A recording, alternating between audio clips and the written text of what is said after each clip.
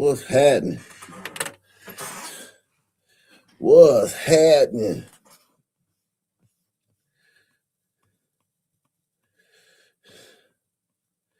How is everyone doing? What's Gucci?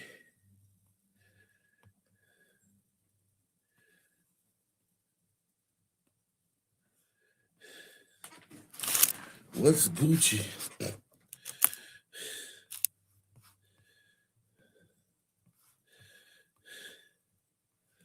What is Gucci?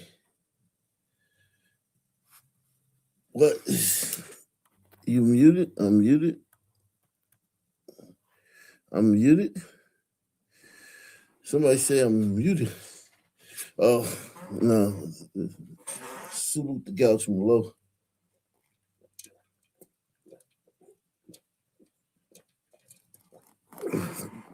Yeah, Islam.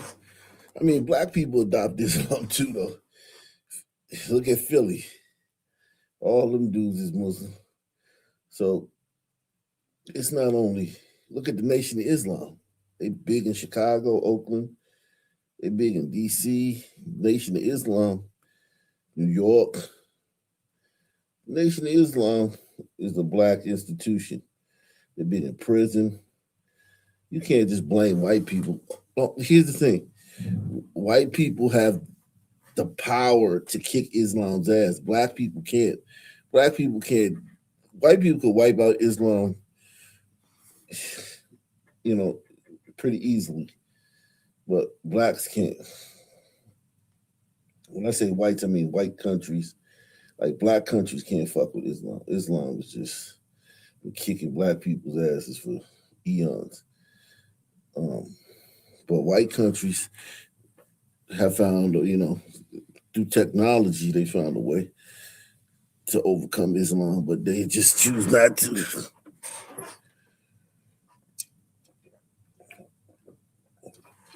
Tomorrow's the big day, man. We're voting on panelist of the year. Shout out to my man. You're gonna be on the list too. Alexander Barron, man. You will be one of the contestants or panelist of the year, man. Tomorrow, make sure you tune in tomorrow. We're voting on panelist of the year.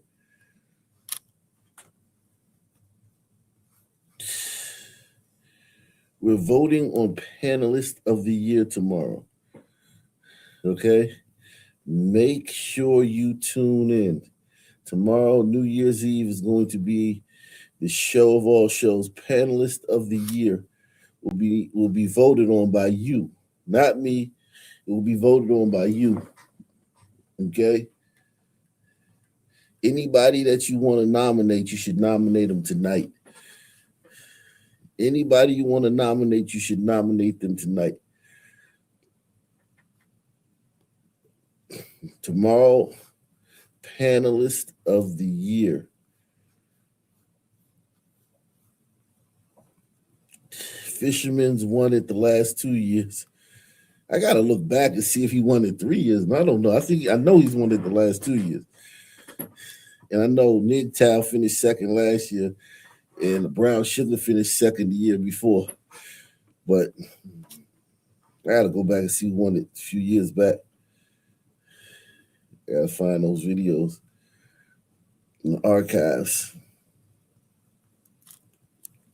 Salute to everybody out here, man. Thank you for joining us, man. We got a great show tonight, as usual, man. Last night that wasn't last night. That was 2 nights ago. Oh my God. If you didn't see the show 2 nights ago, don't worry. I'm gonna chop it up. Don't worry. I'm going to chop it up. The show from 2 nights ago. I'm going to chop it up. You don't have to worry about that. Trafalgar Square at midnight as usual. I have no idea what Trafalgar Square. I gotta look that up. Trafalgar Square.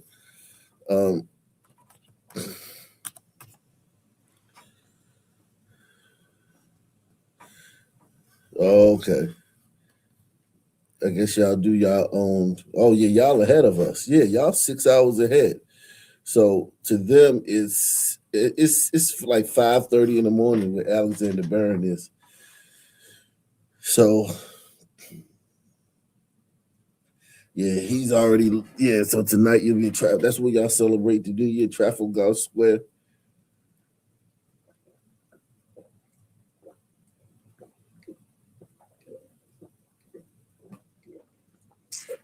Shout out to Alexander Barron. I just learned something new.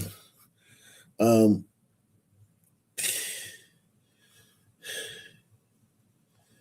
yeah, man. Salute. Shout out to Reese from Philly. Reese in the building. Reese, you on the you nominated for panelist of the year. You in the Sunman category, man. So how we gonna do it is we gonna vote all the gliders, till we get down to one glider. We're gonna vote all the suns till we get down to one sun. And then we're gonna vote all the others till we get down to one other. And we're gonna vote all the queens till we get down to one queen. In those four categories, the winner of those four categories gonna go in the final category. And then we're gonna choose a winner from that category.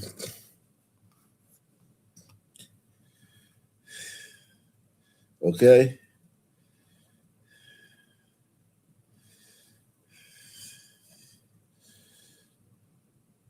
Yeah. That's how we doing it tomorrow. Be there, be square. No, I mean it's segregation. It's like prison, but you know when the final vote is going to be everybody, one group, one person from each group. That's the way it makes it fair, man. If you got anybody you want to nominate them tonight, man.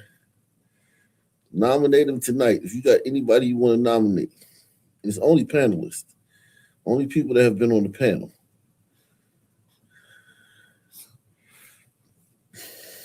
We are going in tonight, man. Oh man, I ain't gonna lie to you. You heard me?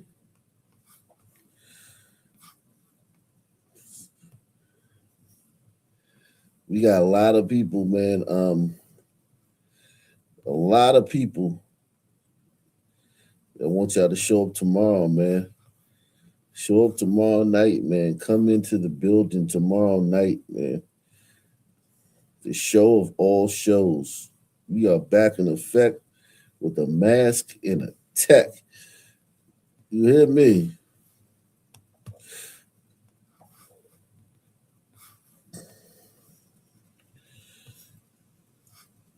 Uh,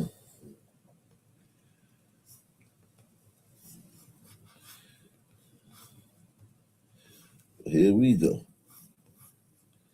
Come on.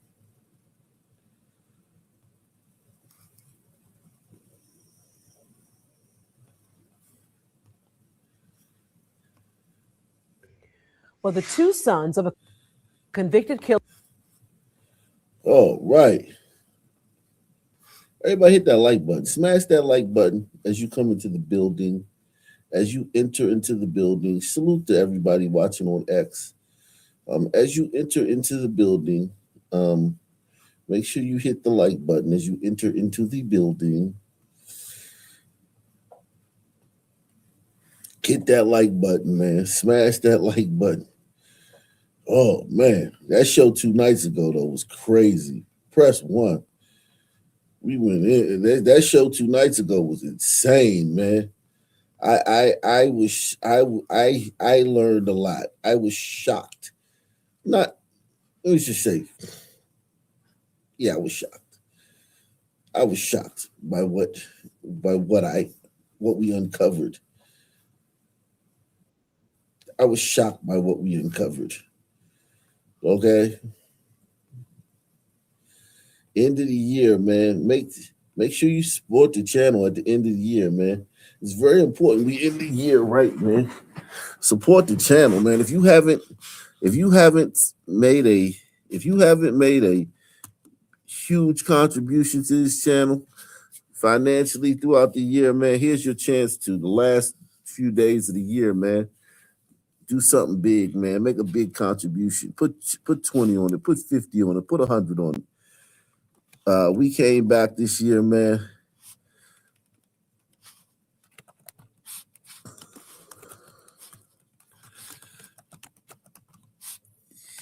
We came back. This was an interesting year, man. I got two kids. I got two kids. Even the year before, two kids, man. I had a sleeping. I had a sleeping issue. This has been a real trying year, man. I had a big time sleeping issue this year, my man. I went through. I don't know. I would just fall asleep with no warning. Like I would just doze off in the middle of a sentence. I would just doze off, and I wouldn't know I dozed off until I woke up. Those of you who were here this year, man, y'all saw me fall asleep so many times, man. Just nada, just go straight to sleep. Straight to sleep.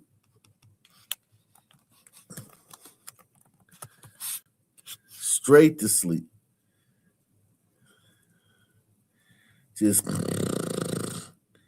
right in the middle of a sentence.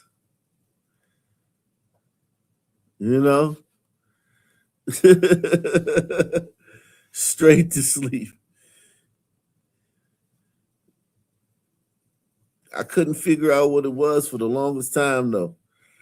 Like I couldn't figure out what it was for the longest time. Then I realized it was the fact that I wasn't sleeping with my CPAP. I couldn't figure it out for the longest time. Then when I figured out, I was like, oh shit. That's what it is. I'm not getting no oxygen to my brain. Shout out to Gouchman Low. Something for you, Big Ock. Salute to all. Happy New Year to you and the nation. Salute to you, Gouchman Low. Gouchman Low has been a huge contributor this year, man. Gouchman Low has supported the channel immensely this year. Okay? Everybody give Gouchman Low a huge round of applause.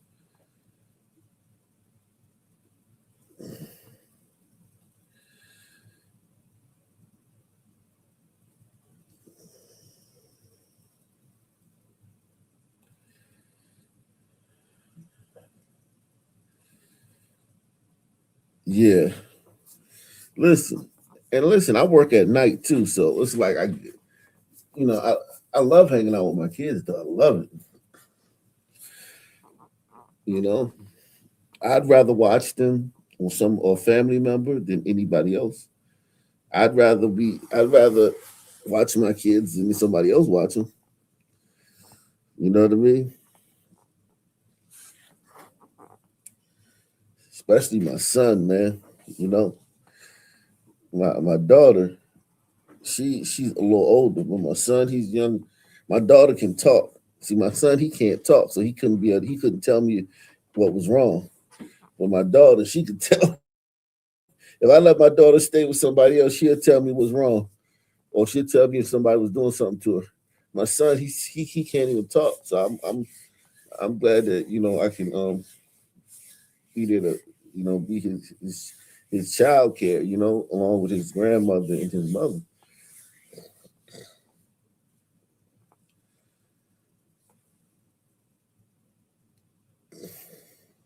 He trying though. My son trying to talk. He trying. Oh, he trying. He trying.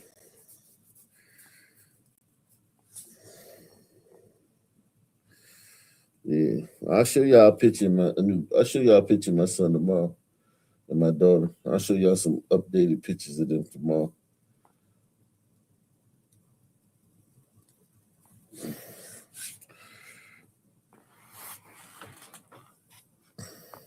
Let's get it, man. Let's get it. Well, the two sons of a convicted killer in Chatham County are now being connected to other deaths in the area. That's right. One happening just 2 weeks ago. That murder in Bloomingdale that claimed the life of a 17-year-old who was in town visiting his family. Our Madeline Bierster has been digging into the story, and you will only see it on WTOC. This 16-year-old Savannah teen, now being charged with murder, has a familiar name. Frank. Hammer the bow shot, man. Damn. Like that, man. What we doing with that, fellas? What we doing with that, man? What we doing with that, fellas? She nice, man. What city is this? What city is this?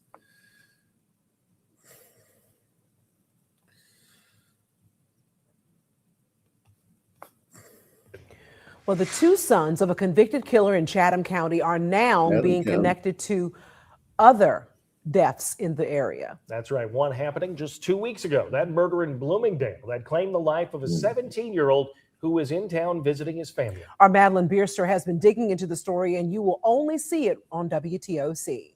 This 16-year-old Savannah teen, now being charged with murder, has a familiar name. Franklin Leonard James Jr. Through the district attorney's office, along with court records, I've confirmed that this 16-year-old is the brother of one of the mall shooting suspects. They have the exact same name. They have the same father.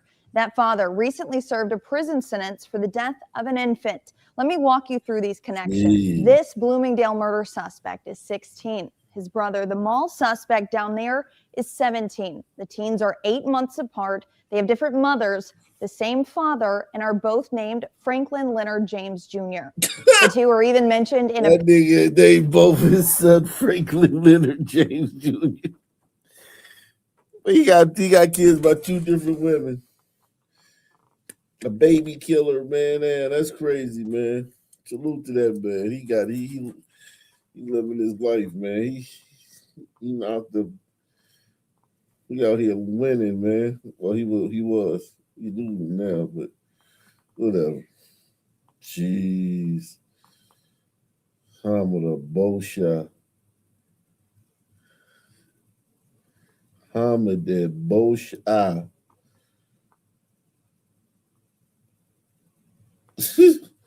Hammer the bow shot.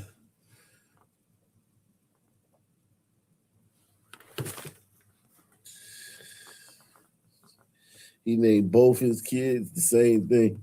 17. The teens are 8 months apart. They have different mothers, the same father, and are both named Franklin Leonard James Jr. The two are even mentioned in a past police report together involving a stolen gun. I learned the family calls the 16-year-old Frank and the 17-year-old King. Their father, 46-year-old Franklin Leonard James Sr. in the middle. His Chatham County jail records reveal he's a member of the CBG gang. That's the Kyler Brownsville gang, who grew up in the area in the late 90s and early 2000s. Court records show he served around 11 years in state prison after a 2011 chase with police officers that eventually led to 2 crashes and the death of a baby. Golly, man. Court records show he served around 11 years in state prison after a 2011 chase with police officers that eventually led to 2 crashes and the death of a baby. We interviewed that baby's mother after that unimaginable heartbreak. James Sr. was just released from prison last May. James Sr. has been arrested 3 times since his prison release, once by Savannah Board of Education police for battery, family violence, and violating his probation in October last year. The second time was in May of this year, when troopers say he ran from Georgia State Patrol in Savannah. The next month, in June, Savannah police arrested him for trashing his 16-year-old son's mother's home. He was indicted on those charges from that day, along with trafficking cocaine and ecstasy. 18 days after the father's arrest in June, the Oglethorpe Mall shooting happens. Savannah police say this 17-year-old son, Franklin James Jr., is one of those alleged shooters. 5 other young men are also charged in the mall shooting. And fast forward to 2 weeks ago now, Antonio Thornton Jr. was shot and killed in Bloomingdale while visiting family. Nearly 2 weeks later, Franklin Sr.'s 16-year-old son, Franklin James Jr., was arrested and charged with that murder. He is being held at the Youth Detention Center, so a mugshot is not available for him. His 17-year-old brother is still in the Chatham County Jail since the mall shooting. So is their father since his June arrest. And now both sons have 2 separate murder cases moving through the court system. I'm continuing to follow all 3 of these cases and will bring you any updates as I can. Yeah, please bring us some more updates, man. What's her name? What's her name, man? Let's see her name. Who is in town visiting his family. Our Madeline Bierster has been digging into the... Madeline Bierster. Madeline Bierster. Shout out to Madeline Bierster, man.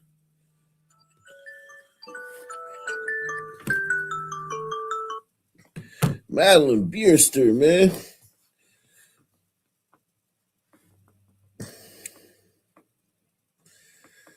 I'm telling you, man. All 3 of these cases and will bring you any updates as I can. Reporting in the studio, Madeline Bierster, WTOC News. Well, following this and all within the last 10 minutes, the GBI confirms a second suspect has been arrested in the Bloomingdale murder. 17-year-old Terrence Green. That's the young man you see right there. He's being held at the Chatham County. These niggas just be kidding. Think about Bloomingdale. Bloomingdale is think about that, man.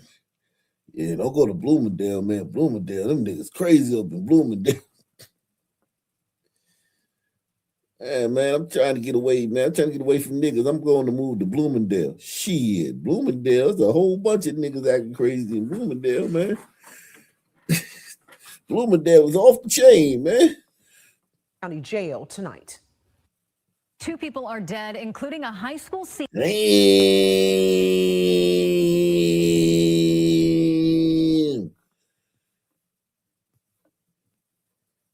Move over, Madeline Bierster. Damn. Sheesh.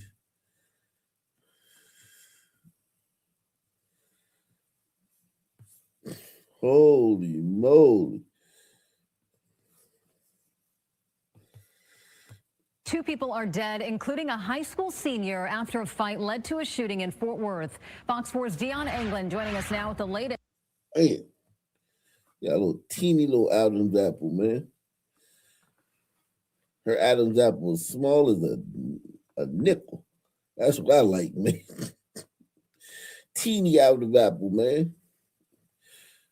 She got a little mini Adam's apple, man. To a shooting in Fort Worth. Fox 4's Deion England joining us now with the latest on this investigation. Deion. Hi there. A barrage of gunfire near this park claimed the life of a 17-year-old girl. Another victim from the same shooting died at a hospital. It has rattled many in the community and left. Support the channel, man. Hit the like button, man. Hit the like button. Smash that like button, man. Smash that like button, man. And subscribe, man. Okay?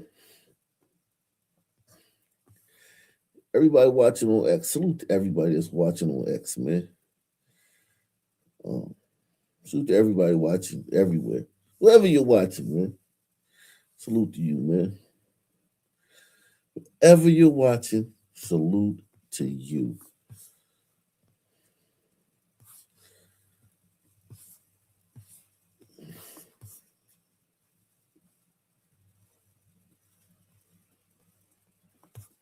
Investigation. Deion.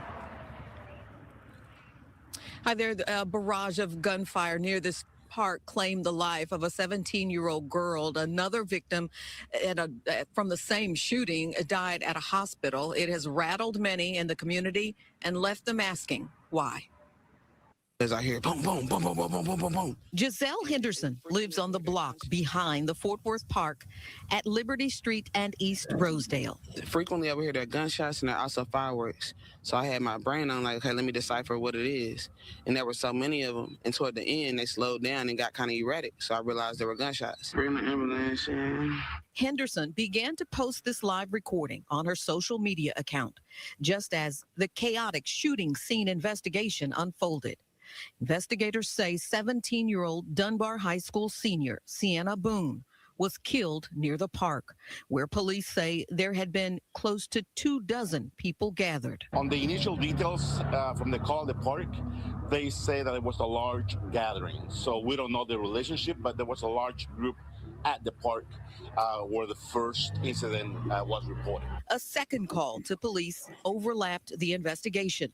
Another shooting victim was reported nearby in the 1700 block of Handley Drive. While we were investigating those two calls, we noticed that they were possibly related to each other, which they were. Some of the details that we gathered yesterday was that that suspect vehicle fled or drove away from the park and ended up on Handley Drive. So that's how they are connected. At the Handley Drive scene, a young man in a vehicle who'd been shot was taken to a hospital where he died from his injuries. A second person from that vehicle was detained for questioning. So we are getting all those details to see what part that third person played in the incident. Police say the exact reason for the large gathering on Liberty Street is unclear, despite speculation that it stemmed from an argument that escalated to violence. This is a very strict reminder. Children, don't meet up nowhere to go fight, because you might be there just supporting a friend of yours and you might leave the earth, unfortunately, and then your family has to deal with that pain. Now, the identity of the second deceased victim has not yet been released. Meantime, police are urging anyone with information or perhaps video that was recorded during the shooting incident or the large gathering before the shots rang out. They're urging you to get in touch with Fort Worth Police. Police have not announced any arrests in a deadly shooting at an East Fort Worth park yesterday. Steve Pickett reports now that the victims are teens. Sienna Boone, a 17-year-old senior at Fort Worth's Dunbar High School. Her family and friends posting photos of her on social media today.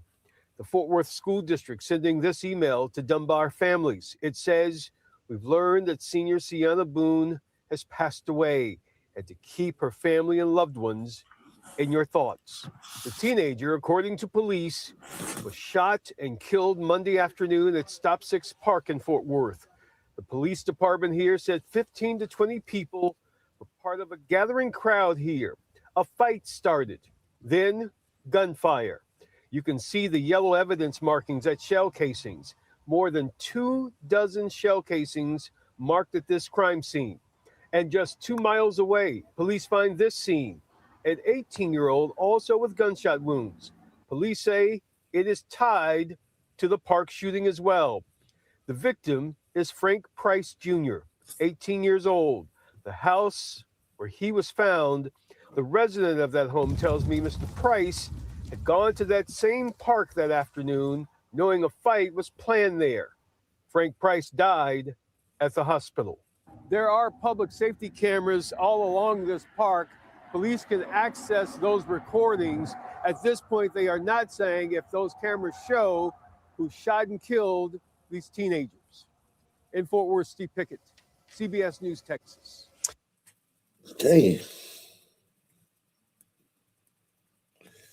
Damn. Shit.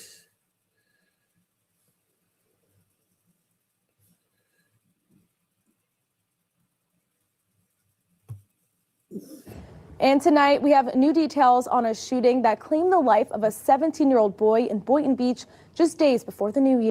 This is a different shooting. The last one was in Fort Worth. This is a different one. This is in Boynton Beach, Florida. This is a different shooting. All these have happened in the last few days. Think about that, man. Niggas are shooting each other everywhere. Everywhere. Look how young these people are. Just shooting and killing each other everywhere. No matter where you go, there's young black people killing each other, or killing older people, or killing somebody. Yo, this shit is crazy.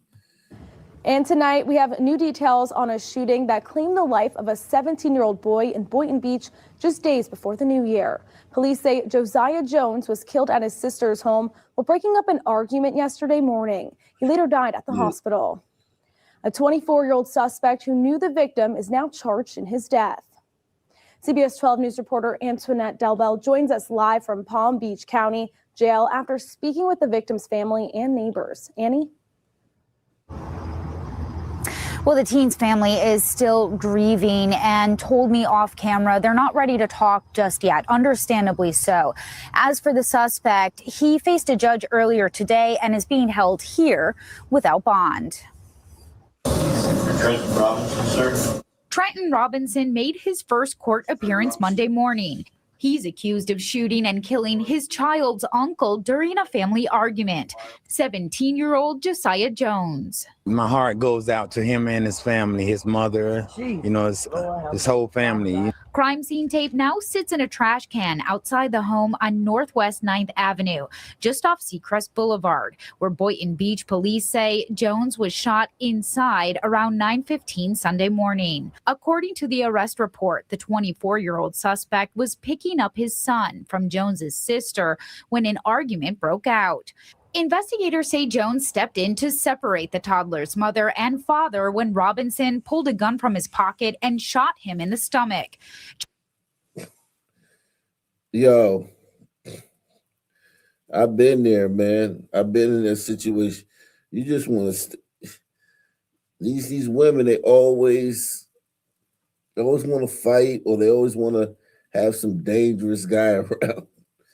You know what I'm saying? They're always bringing dangerous guys around. That's how women are. They're always bringing dangerous guys around.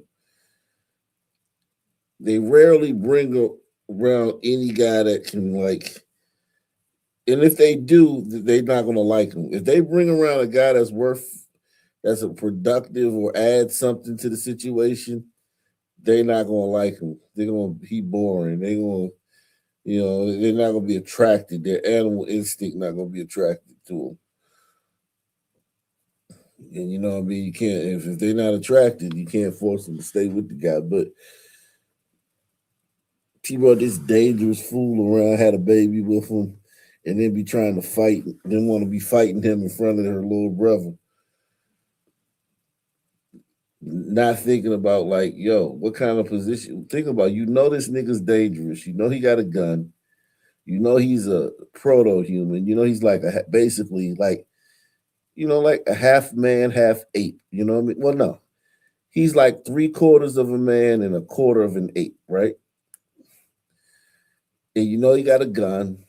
And he be out here banging and shit, probably shooting at people, and he in all types of shit in the street. You got him around your little brother, and you want to fight him around your and the son. Lucky the little kid didn't get shot. Because these niggas get mad and they don't even think. This is sad, man. She brought this goddamn proto-human around her family.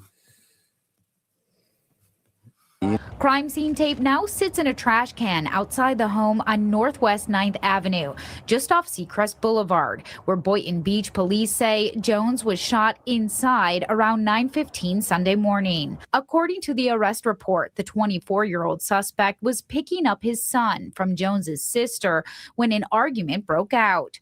Investigators say Jones stepped in to separate the toddler's mother and father when Robinson pulled a gun from his pocket and shot him in the stomach. Jones was rushed to the hospital where he later died. Just days ago, Jones's sister posted a photo of him with her child on Facebook, saying having him home was the best Christmas gift. My heart is heavy. My heart is heavy for the family. Teresa McKenzie and Terrence Evans live around the corner from the family's home and say they knew Jones from around the neighborhood. This was an innocent little kid. I used to see the little kid going to the store back and forth. I gave him dollars and 50 cents, and it's just sad that he's gone right now. The criminal complaint says after the shooting, Robinson told officers it was an accident and later said he should have got off me. All is violence. Yes. And let's just come together. The deadly shooting has neighbors, including this mom of three. I want you to think about this, guys. Gangster here done already gave the police a statement. Press 1. Gangster. Trill, YN, Real One, Slime, Shooter. He done gave the police a statement, man. Already. He done already gave the police a statement. And I know y'all ain't shocked by that, but it's just, I just feel like it's worth noting. This nigga done gave a statement and shit. This nigga was in there talking, eating fucking McDonald's and shit. That nigga was in there eating McDonald's and shit. That nigga, they said that shit happened in the morning. This nigga had a hash brown and a McMuffin, an egg McMuffin, and a goddamn orange juice. He was in there chatting. He was in there chatting.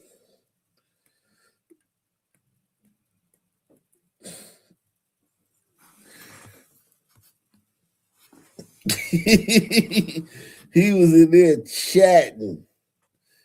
He had some hot cakes, man. He did. Go ahead and give me the whole breakfast meal, man. Fuck that little, just give me the whole plate.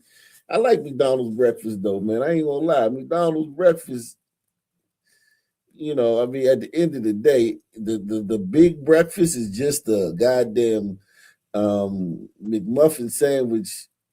I mean, a biscuit, a sausage and egg biscuit deconstructed with 2 pancakes. Press 1. The McDonald's big breakfast is simply egg McMuffin biscuit. I mean, sausage McMuffin biscuit deconstructed with 2 pancakes. I was looking at that shit one day. I don't know if I was high or whatever. I was like, oh shit. This shit ain't nothing but a goddamn. This shit ain't nothing but a deconstructed. Oh shit. I said, God damn it, man. Well, you know, in it with a hash brown. I said, God damn it. Ain't that a bitch? There go the biscuit. This is with the eggs and the sausage and the biscuit. And you already get a hash brown with the meal. If you buy the egg McMuffin biscuit, you get a hash brown with that. So all they did was take it apart and then throw us a couple pancakes and then charge you like twice as much. And say it's the big breakfast. That ain't no fucking big breakfast. That's a goddamn deconstructed sausage and egg biscuit meal with a goddamn 2 fucking pancakes, 2 or 3 pancakes. Ain't that a bitch? Without the slice of cheese. Yeah, they take the cheese up.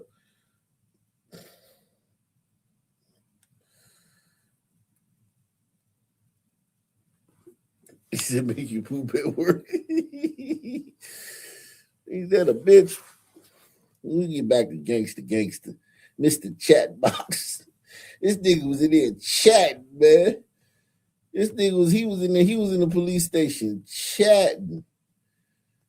He was in that motherfucker making a rap album. 50 cents and it's just sad that he's gone right now. The criminal complaint says after the shooting, Robinson told officers it was an accident and later said he should have got off me. All this violence. Yes. Let's just come together.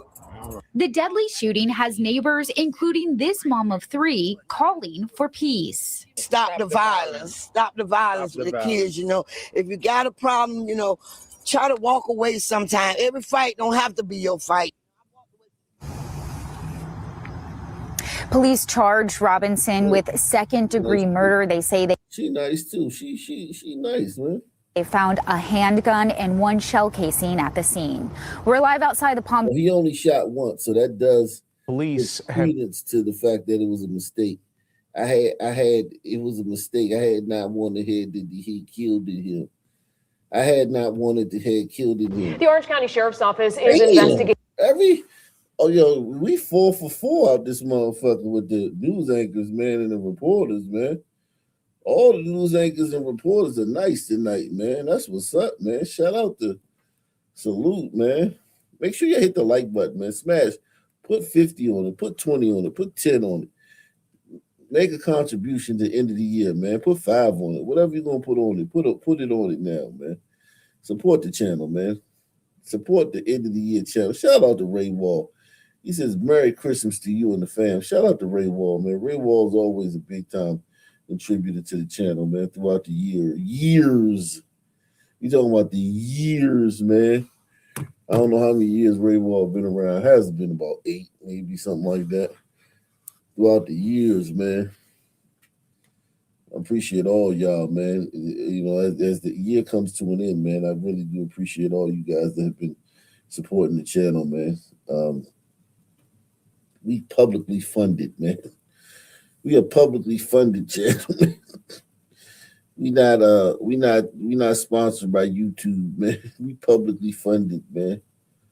We publicly funded.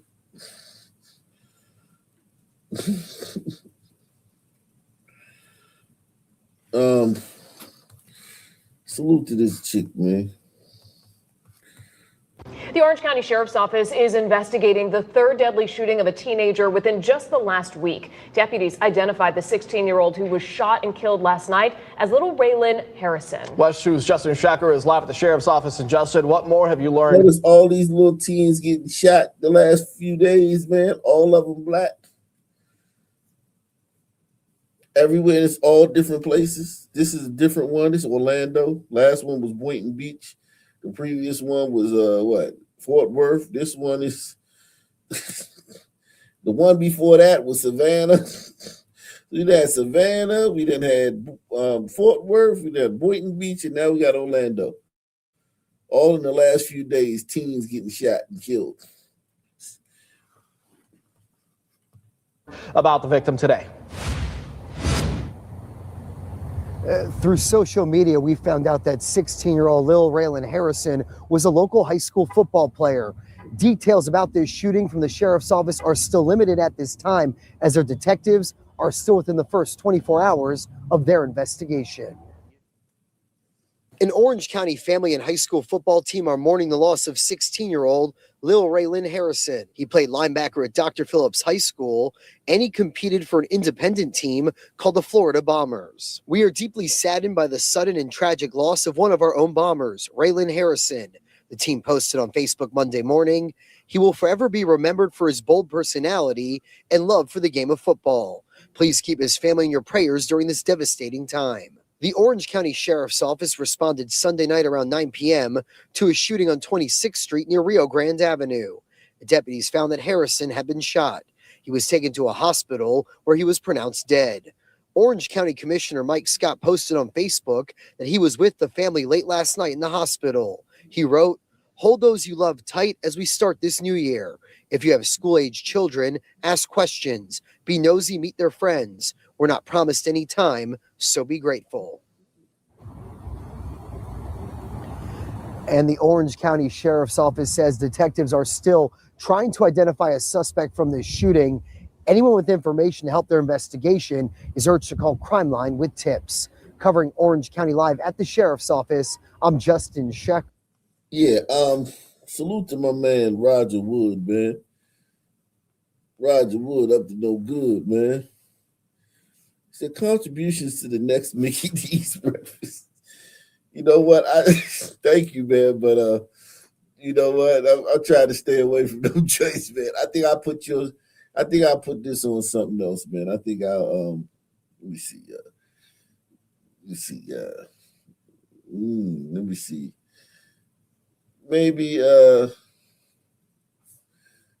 Maybe some Taco Bell one day, man, when I get the itch, man. Maybe some Taco Bell one day, man. Or some Chipotle, man. Try to stay away from Mickey D's, man, unless I got to, man. Mickey D's is like a last resort, man. Right now, I used to eat Mickey D's all the time. Now it's a last resort. Them fries be good though, man. I ain't gonna lie, them fries. I might buy some fries with that drink, man. Salute to you, Roger. I might get some fries. Them fries be banging. Them Mickey D's fries, man. Nobody does it like Mickey D's, man. Good God Almighty.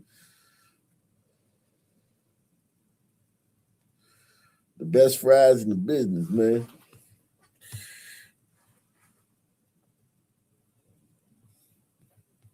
Damn. All these fucking kids getting killed, man. Fuck.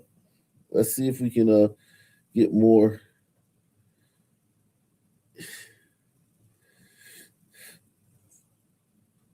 Let's see if we can get more. Now to a news alert. It's been a deadly holiday stretch across Central Florida. 4 teenagers shot and killed in less than a week. Think about that. Central Florida, 4 teenagers shot and killed in less than a week. And every last one of them was a black. Think about it. That's just the teenagers. This ain't all the people shot and killed. This is just the teens. You know what I mean? Who ain't supposed to have guns. They're not legal. I don't think they can legally carry guns at that age.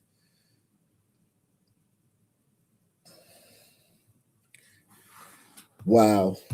Since Christmas Eve, a 13-year-old and 3 17-year-olds all killed in separate shootings. And today we've learned the latest victim was a football player at Dr. Phillips. 17-year-old Lil Raylan Harrison was shot and killed last night in Orlando. Fox 35's Chris Lindsay is live in Orange County now. And Chris, you spoke to the team's former coach.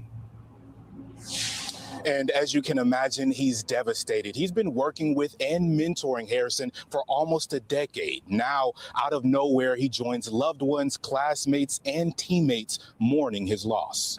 17-year-old Lil Raylan Harrison was a playmaker on the football field. Quarterback pitched him the ball. He took it, and he did what he knew what to do. His coach at Dr. Phillips High School, Boris Jackson, says as great of a player as he was an even better person. He was a good kid. I just saw him on Saturday, and I embraced him with a hug. I say, boy, I love you, boy. He said, Coach Bojack, I love you too, man.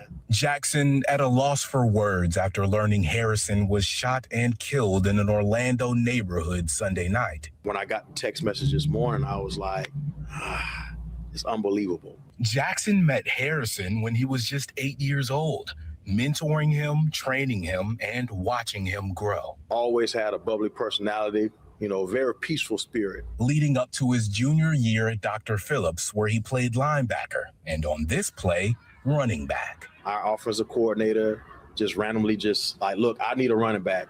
And he said, Coach, I'll do it. As Orange County detectives continue to look into the tragic shooting, his high school community. We have a lot of students right now that's going to struggle with this loss. And beyond are heartbroken.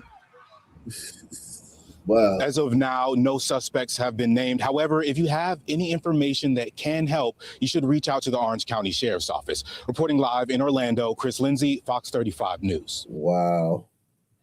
Unbelievable. Shit.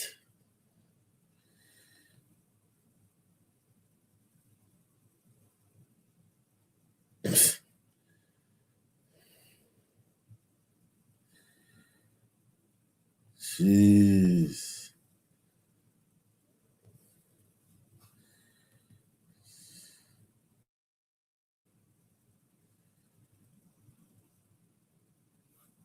let's break the monotony, man. Let's get into some white people problems, man. Shout out to my man, Sammy Am. Sam, I am. Yes, you are, Sam. Salute to you, man. Let's get into some white people problems. White people problems. Press 1, man. Welcome back to CBS News 24/7. Have you ever had a guest that just wouldn't get the hint, wouldn't leave? That's the plight of a Southern California man. But in this case, it's not who's in the house, it's what's under the house. Ken Johnson has been living with a burly 550-pound bear under his house since November. There's the bear. He says the state is no longer helping to get the bear out. CBS spoke exclusively with this guy, and his plight is very clear. Does this kind of feel Home Alone-ish? Like you're... Yeah, I never thought of that. I always think of Coyote Roadrunner. So let's continue following this. Live in Altadena, California is none other than CBS News correspondent Carter Evans. Okay, so Carter, first of all, are you safe? Where the hell is that bear? So I want to set the scene. I mean, this is just a regular neighborhood, right? I mean, I'm on a sidewalk. There are lots of homes here. This is Altadena where the fire was, but these homes did not burn. This is Ken Johnson's home. This is where he lives with that giant black bear under his house. This thing is over 500 pounds, and I kind of want to give you a better idea of where it is because it's not right in front there. You see he's got the side of the house blocked off with the garbage can there. There is a crawl space. Many people have them on their houses here where you can get underneath the house. These are raised foundation houses. And that bear broke into the crawl space, and it's been inside there for more than a month now. He's tried to get it out. He's got cameras set up. It does come out from time to time. But one of the reasons he's got it blocked off there, and I talked to him this morning about it, he doesn't want anybody back there because apparently when the bear smells that people are around, it doesn't want to come out. So he doesn't want anyone around. He wants to give that bear every opportunity to get out from under his house. Okay, so what are the plans then to get the bear out? Okay, so he's contacted the Department of Fish and Wildlife here in California, and they set up a bear trap out here a few weeks ago, and it worked. He caught a bear. Just not the bear that was living under his house. He caught an entirely different bear. So he's still got this bear under his house. And he says every night he can hear it rustling around in there, tearing up plastic. And he's just wondering, like, what day is this giant bear going to break up through the floor of his house? He is very angry now at this point because he feels like he can't do what he needs to do to get the bear out from under the house. Now, I've contacted the California Department of Fish and Wildlife. They say they are still actively working with Mr. Johnson here to get the bear out. They're saying what he really needs to do is be on the ball and close the area off when the bear comes out, because it does come out from time to time. But for example, the last time it came out, he told me he has a camera. It was at 4 a.m. on Christmas morning, and he missed it. And by the time he noticed it, the bear was back underneath his house. Oh, and by the way, it broke a gas pipe, so he had to turn off his gas to the house. So no heat and no hot water.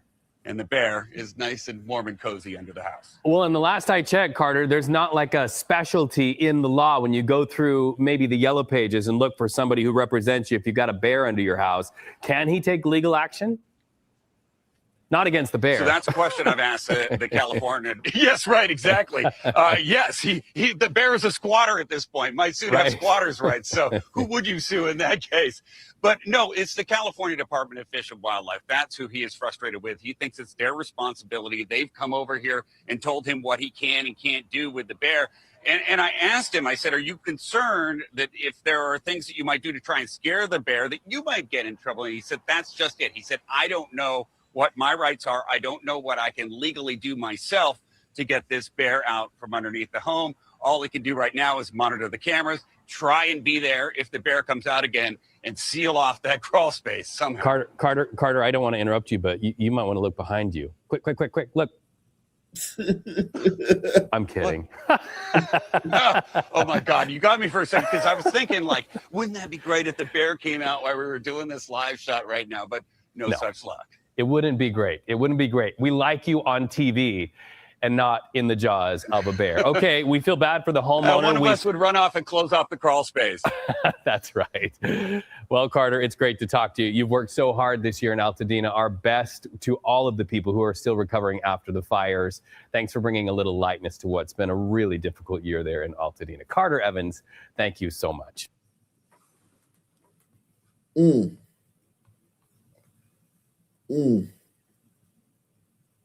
Wow.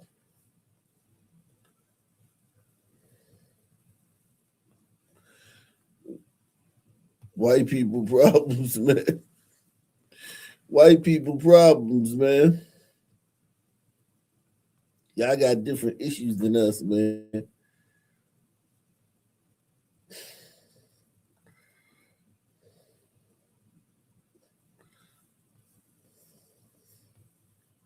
Born to a throne, stronger than Rome, but violent prone. Patiently wait for that fateful day. It's not far away, but for now. Hello, I'm HHS Deputy Secretary Jim O'Neill. I'm here with Assistant Secretary Alex Adams. Alex oversees the Administration for Children and Families. Intrepid journalists have made shocking and credible allegations of extensive fraud in Minnesota's child care programs. We believe the state of Minnesota has allowed scammers and fake daycares to siphon millions of taxpayer dollars over the past decade. My office, ACF, provides Minnesota $185 million in child care funds each year. That money should be helping 19,000 American children, including toddlers and infants. Any dollar stolen by fraudsters is stolen from those children. Yesterday, I spoke directly with the director of the Minnesota Child Care Services Office. She could not tell me with confidence whether those allegations of fraud are isolated or whether there's fraud stretching statewide. Today, we have taken 3 direct actions against the blatant fraud that seems to be rampant in Minnesota. First, I have activated our Defend the Spend system for all ACF child care payments across America. Starting today, we require a justification, receipt, or photo evidence before we make a payment. Second, I've just signed and sent a demand letter to Governor Walz. I required a full 360 review of these centers. This includes attendance records, licenses, complaints, investigations, and inspections. And third, we've launched a dedicated fraud reporting hotline and email address at childcare.gov. Whether you're... So wait a second, they're going to let Tim Walz investigate himself? Think about this, man. They're going to put Tim Walz in charge of the investigation.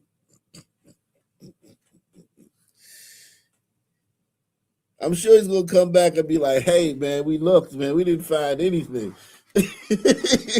Everything seems to be on the up and up. I know they're not that stupid. They can't be that fucking stupid. Starting today, we require a justification, receipt, or photo evidence before we make a payment. Second, I've just signed and sent a demand letter to Governor Walz. I required a full 360 review of these centers. This includes attendance records, licenses, complaints, investigations, and inspections. And third, we've launched a dedicated fraud reporting hotline and email address at childcare.gov. Whether you're a parent, a provider, a member of the public, we want to hear from you. Let me be crystal clear. ACF expects every state to uphold the highest standards of oversight, monitoring, and accountability for federal dollars. Minnesota is no exception. We're committed to holding bad actors accountable. Regardless of rank or office, anyone who's involved in perpetrating this fraud against the American people should expect to be prosecuted to the fullest extent of the law. Boy.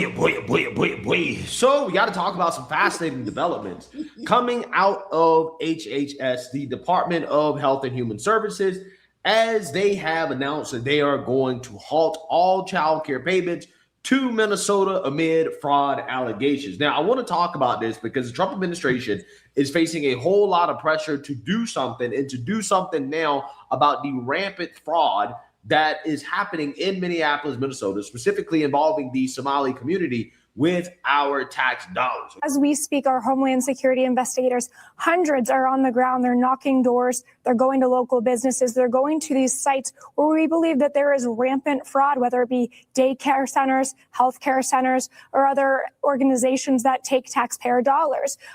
Our Homeland Security investigators on the ground are also seeing that these suspected perpetrators are really trying to cover their tracks. They're trying to whitewash the operational facts on the ground, purporting to be a legitimate business, have legitimate business operations, when it's all a fugazi. The Leering Center.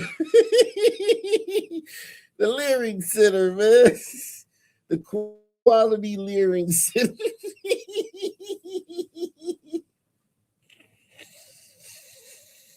I wonder how long that shit was up there when it said Leering. Because look, they changed it to Learning. But I wonder how long it was up there as Leering. Like a year, a month, 10 years. How long was that just up there, Leering Center? And no one ever said, wait a second, man. What's going on in that place, man? They can't even spell leering. How much leering could be going on in there? How much learning could be going on there? They need to buy a consonant. So we're going to continue to ask those questions. We're learning more and more, especially with the FBI and our DOJ partners on the ground. Well, a lot of this comes through Health and Human Services. And look, I understand that the assistant, whatever title he was, said, oh, they're taking immediate action. But to be honest with you, Tricia, this has been going on for years. To say they've taken immediate action, that probably should have happened a year ago. This doesn't flow through Homeland Security. It flows through Health and Human Services. But ultimately, it is the responsibility of the governor and the state of Minnesota. But to say they took immediate actions, with all due respect, these reports go back almost 10 years.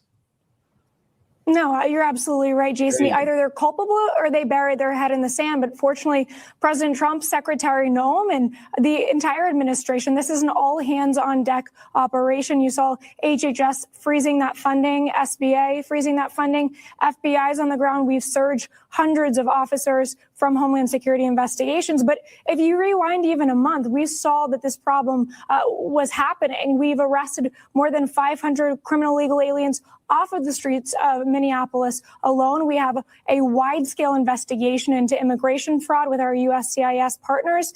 So the Trump administration is not resting on our laurels. We will get answers and accountability for the American people. Okay, taxpayers are pissed. We are furious over the fact that you have a group of individuals who have taken advantage of the system to the point where they have robbed taxpayers of upwards of $9+ billion. Okay, we get up and we work hard every single day to feed our families, to make an honest living. And you have people who, you know, again, are from an immigrant community that come over here to this country, and now they're receiving our tax dollars and using it for fraudulent purposes. And on top of that, some of that money is being funneled back to terrorists in Somalia. Yeah, I'm jealous, man. I wish I would have thought of this, man. Press one. A lot of people upset about this. This is the #1 story in the country, regardless of the fact that the mainstream liberal media, they don't want to talk about it at all. But it is so bad that even liberals who are currently melting down over the Trump administration taking action against the Somali. He said black conservative perspective lied, man. He said black people work. Man, black people work hard, man. What you talking about, man? That's a myth, man. Black people do work hard, man. We work hard, man. What you talking about, man? We kill a lot of people. And we got a lot of shiftless Negroes, but it's a lot of black men that wake up in the morning and work hard, man. A lot of brothers work hard. I can't vibe with you on that one, man. We work hard, bro. Whoever said that in the chat. We work hard, man. I work hard every day, man. I got 2 channels, man.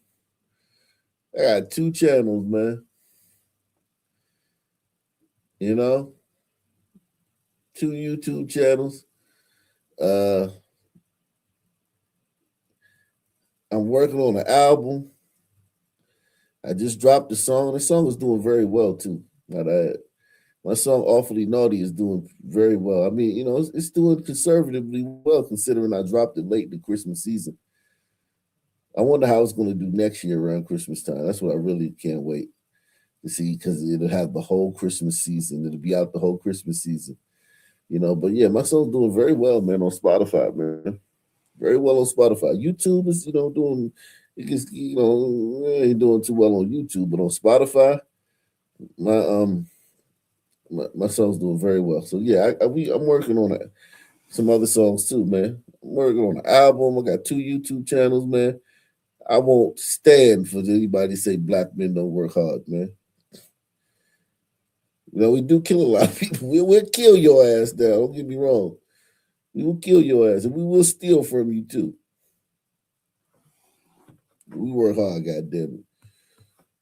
Community, even they are acknowledging that, hey, it might be over for Tim Sugarwalls, right? Tim Sugarwalls might be done. He may not be able to run for re-election because of how bad this scandal has gotten. Take a look. The Trump administration, in a tweet, told the state of Minnesota that they are freezing all of the funds that they send for childcare.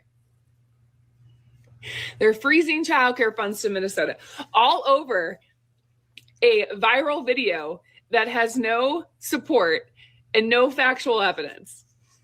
And not only that, every state in the United States will now have to justify and submit a photo or evidence for money to be sent to those states for the administration of children and family funds.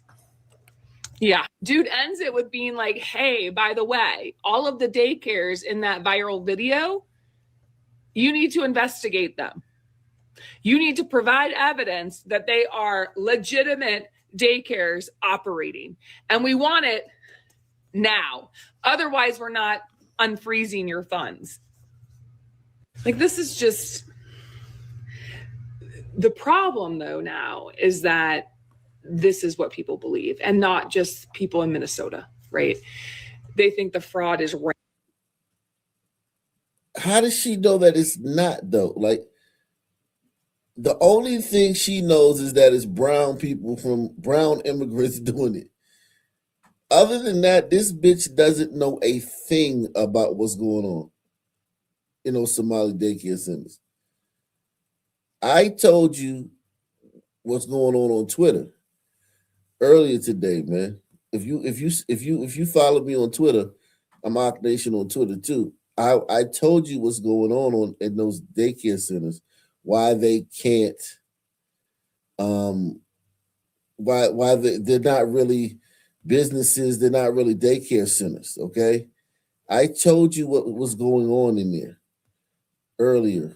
Okay, I made it clear to you guys especially what, because I mean, think about it, man. Let's be honest, man. Let's be honest. Those places are not daycare centers, right? They're just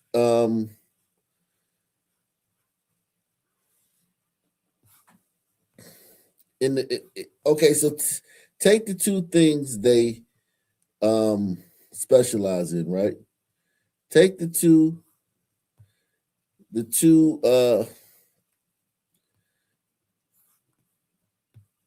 businesses they specialize in, right? I'm gonna break it down for you. I'm gonna blow your mind here, right? Because I know about this, man. It's African shit, right? Right, this is African shit, right? This is why you don't want these people in your country, right? This is why when you import the third world, you get the third world. Here's what's happening here, right? So they got healthcare clinics and they have daycare centers, right? And nobody's in there, right? What I wrote earlier today is my hypothesis is Black Columbo of what's going on in those daycare centers, right? So This is what I wrote. What Nick Shirley doesn't understand about Somali daycare centers and health clinics is this. 99% of little Somali girls are forced to undergo the barbaric FGM custom. Everybody know what FGM is, female genital mutilation? That right there would be considered child abuse. You can't go to a hospital and get that done, right? No doctor, no clinic you can bring your little girl to no clinic and doctor and say, hey, I want you to remove her genitalia. Okay? No clinic is going to do that. Right? Think about it. 99% of Somali women have that. It's across the board, right? No doctor is going to perform that surgery in America. That's not our thing. We don't do that here. We don't generally mutilate our little girls, right? Where do you think they perform these surgeries? Where do you think they care for the girls? Because those girls have special needs. Those girls can't go to a normal gynecologist. The gynecologist is going to look under there like, what the fuck? An American gynecologist is going to look under it, they're going to put the little things up, the little feet things up and say, kick your legs up and look under there. What the fuck? Okay? So they have to have special care for those types of, for women who have that, right?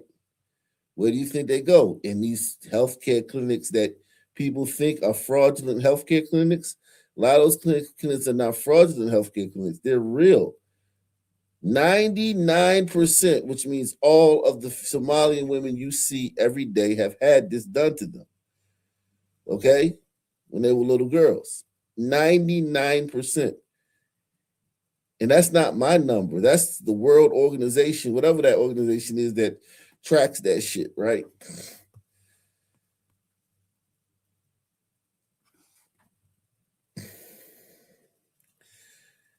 These people this is what's going on. It's not, those daycare centers, don't get me wrong, I believe fraud is going on. But I believe if anything, it's still a building. It's still a big building. It's still a building. It's still something going on in there, right? It's not daycare, right? We can all agree that it's not daycare, right? I believe in a lot of those buildings, what's going on is they're performing these surgeries and they're on these little girls, and these girls need special care throughout their life because you can't send your little girls to a gynecologist if she had that done. The gynecologist will go, what the fuck? They might arrest, they might be like, yo, who the fuck did this to you? Press 1. The gynecologist will be like, who did this to you? We're gonna arrest you. We're gonna arrest them. Whoever did this to you, we're gonna arrest them. You know what I mean? So they can't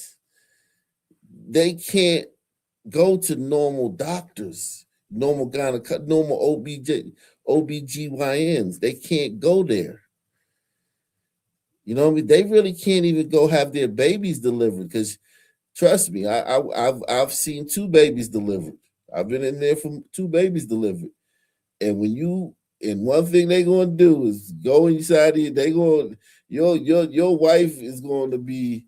They're gonna see if she dilated. They're gonna stick all types of stuff up in there. They're gonna you gonna watch your wife get molested. Nurse gonna come in there. Nurse gonna be fingering your wife and shit. You know what I'm saying? When you know what I'm saying? When it comes down to time to have a baby, your wife's shit just on blast to the whole staff. Her shit just on blast, okay?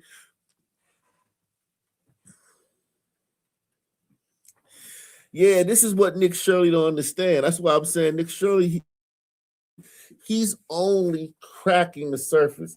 He's not really trying to Nick Shirley's not really trying to And shout out to Barry B. Barry B is in the building. Nick Shirley is not really trying to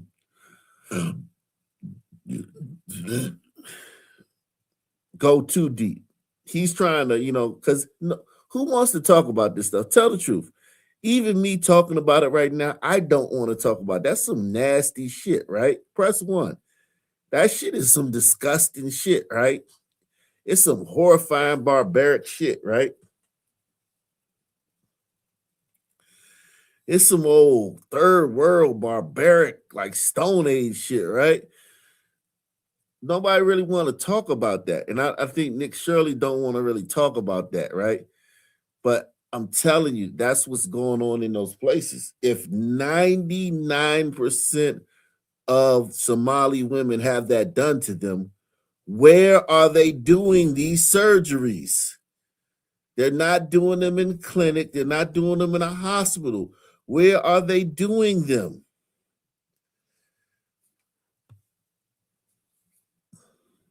Where are they doing them? If 99% of Somali little girls have this done to them, where are they doing them? Huh? In those buildings that and yes, they're using them for fraud. They're getting checks saying it's a daycare center. Yes, I got you. I'm not saying that they're not getting checks from the government saying it's a daycare center. They're not frauding the government with these buildings, these fake healthcare centers and these fake, but they are using them for that. That's what I hypothesize is Black Colombo. Because where the hell are they doing this? Where can you take your daughter to? What doctor can you say, hey, doc, man, I need you to cut off my kid's genitalia? Press 1. Where can they take their kids to have that done? And then after they do that, where can they take the kid to where the doctor's not going to be like, what the fuck? And get on the line and call 911. Immediately, where the doctor's not going to immediately get on the line and call 911 and be like, yo, I got this kid here and somebody done did some crazy shit to this kid. Press 1. You say at home? Yeah, I believe they could do it at home. But I also think that, they do it there too. I believe they could do it at home, but I think they do it in those places because it's America. I don't think you want to do that. And it's so much screaming and yelling. And it's so loud, right? Because you know what I mean? It's such a brutal thing that it's so much screaming and yelling. I don't think you would want to do that at home. You got neighbors and shit. You might live in an apartment. You might live in a duplex. Somebody might call the police. But I think in the basements of these buildings, I think they might do that stuff right there, man. This is where yeah, I mean, they hold them down. Nobody lets you do that to them, man. Think about if I told you I'm gonna cut your wood off. And I was like, all right, lay there while I cut your wood off with a knife. You not gonna lay there. You gonna squirm, man. you gonna resist, man. It's just natural. It's instinct. So they get all the big mommies in the fucking community. It'd be a bunch of women that it'd be all women do it. The women do it to each other usually, or they have a man do it, but the women will hold a girl down because you got to think all of them had it done, so they're not gonna be letting somebody. Women are jealous, right? So they're not gonna let somebody be running around. They can't enjoy sex, so they're not gonna let somebody else just be enjoying sex. All of them have been forbidden from enjoying sex. Yeah, they use anything, depending on where they're at. Like in some backwood in Somalia, like where they're real poor and shit, they use anything. The lid of a tin can, they'll use anything. But I'm sure in America they've kind of come a little bit further.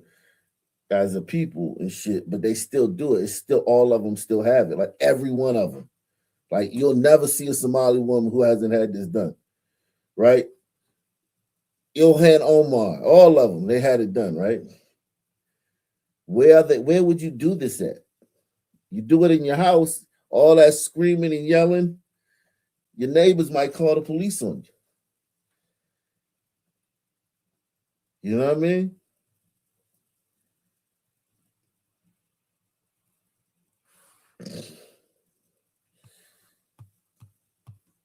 This is what I think is going on at these places, man. I'm not even gonna lie to you, man. Just from knowing about how it is in Africa and a lot of African countries. Africa is the only place where they still do this. You know what I'm saying? In the Middle East, Africa and the Middle East is the only place where they still do this, right? No place else really does this, right? Indonesia, they do it because that's Muslim too. But this is something that America ain't ready for. America really don't want to get into the nitty-gritty of how barbaric and how backwards these people are. Like these people from a time capsule. These people are not like, oh, they're just like us, except they're from a different. No, these people are nothing like. I think America just don't understand how different these people are, right? America's not ready. Shout out to S Freak, man. S Freak is in the building, man. I'm sure S Freak has some good information on this stuff too. S Freak's one of our top researchers, man. Shout out to S Freak.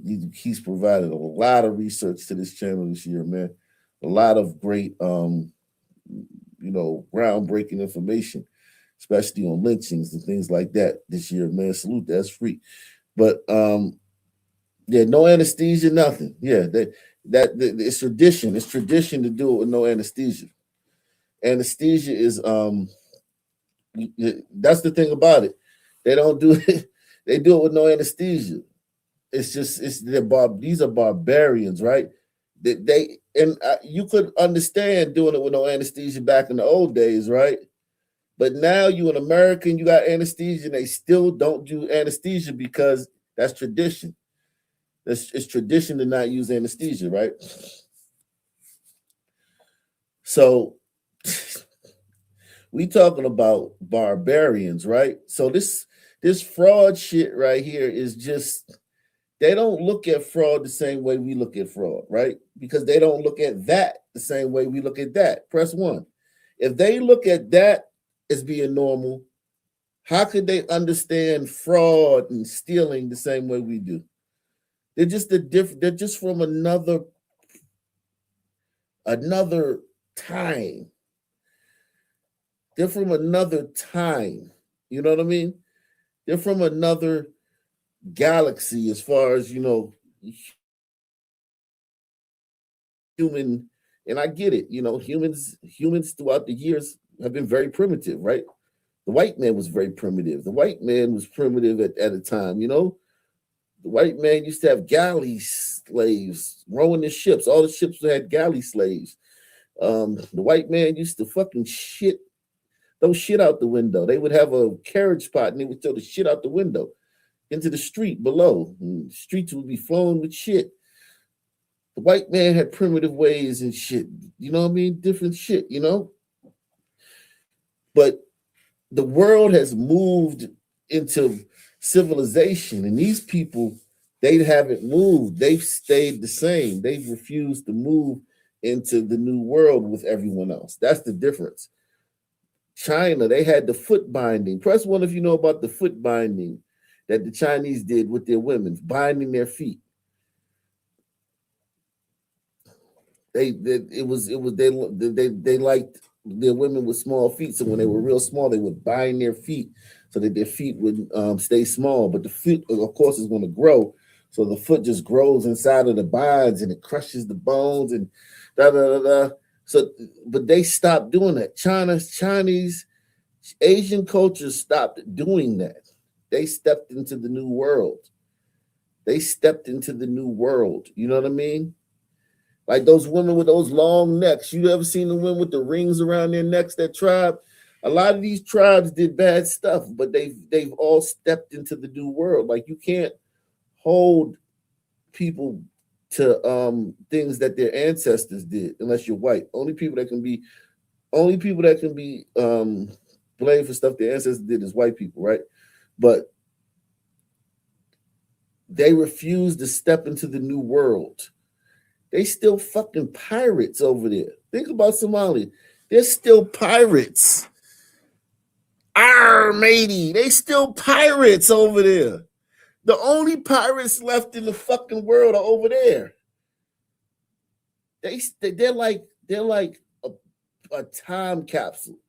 The Somali race is like a time capsule. Yes, I said the Somali race because they're not the same as blacks. They're not the same as West African blacks that make up that spawned African American. They're still pirates. They still do piracy. They're still pirates. He said they still do the rings on the neck. Yeah, but there's ones that have been civilized that don't do it. Somali, all of the Somali, 99% of the Somali women have this done. There's nowhere where Somalis don't do this. Like that neck ring is people in the cities that don't do that. People from them tribes that come that have been like that moved to cities and shit, they don't do that. You don't see no woman from that tribe walking around New York with a goddamn bunch of rings on her neck. Press 1. You don't see no woman.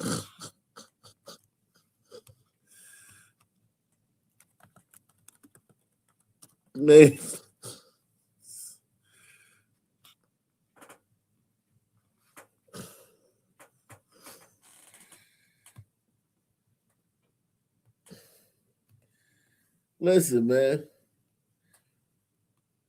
Listen, man.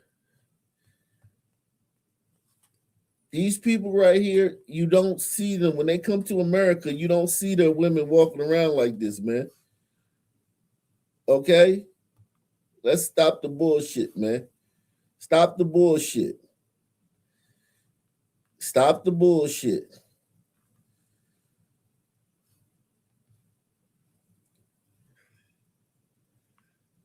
Okay? Stop the bullshit.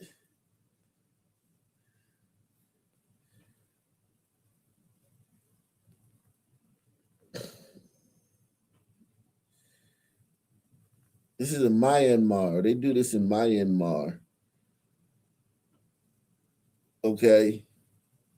Burma, whatever they want to call it, Myanmar, Burma. When these people come to America, they don't do this shit. Because if you the husband gonna get arrested and shit.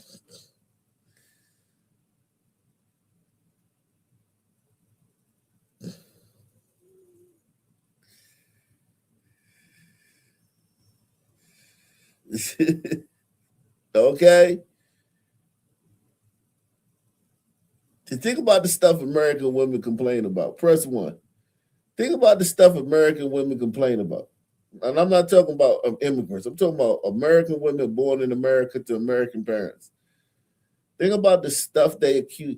Think about how they're always complaining about us and calling us misogynists and calling us the man or the bear. I'll take the bear. Remember that thing? The bear or the man?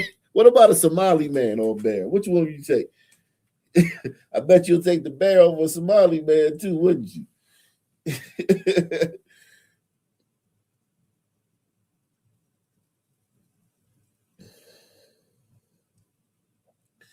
Yeah, no, I do know that they take them overseas and do, but everybody can't afford to go back, though.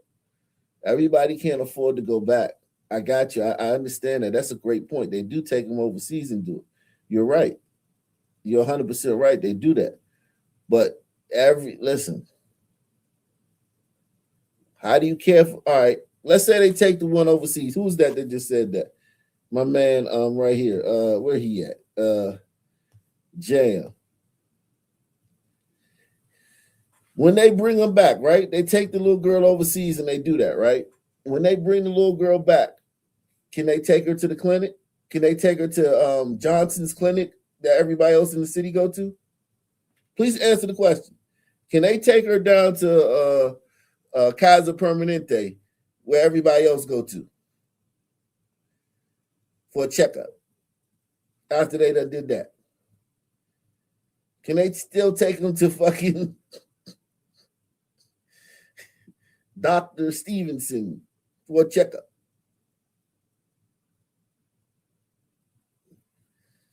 I'm just asking, man. Exactly. And that's what they're doing in those healthcare centers. That those fraudulent health. I'm not saying they're not committing fraud. Yes, they're committing fraud. But in those buildings, they're also providing a service to their community. That only their community has special needs. Think about it. If all the women have that, those women have. Think about how much problems women have, right? Regular women that don't have that done. Think about how much problems they have down there. Discharges and all that shit, and yeast and all that shit that women have. Natural shit that women have, right? Women got to get this stuff checked out all the time, right? Even when it's just intact, right? Imagine the issues that those women have, right? Right? Imagine the issues those women have.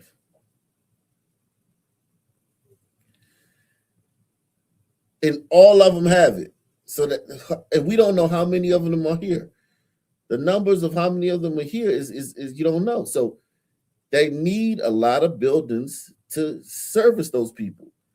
Think about that. You need a lot of buildings to service those people. They're still alive. They still need health care. And if you send them to a Dr. Johnson gonna get on the phone and call the police on you. Especially if you bring a little kid there. Especially if you bring a little girl. Especially if you bring a little girl. Dr. Johnson is like, I think it's part of their oath, right? Don't the doctors have to like call CPS or something? They got an oath or some shit. What is that thing where reporters? They're reporters. They're I forgot the name of it. When you're a person like a teacher or somebody, you have to report child abuse. What are those people called? What are those people called? Not the Hippocratic Oath. It's like if mandated reporter. Yeah, hot stuff. Shout out to you. Yeah.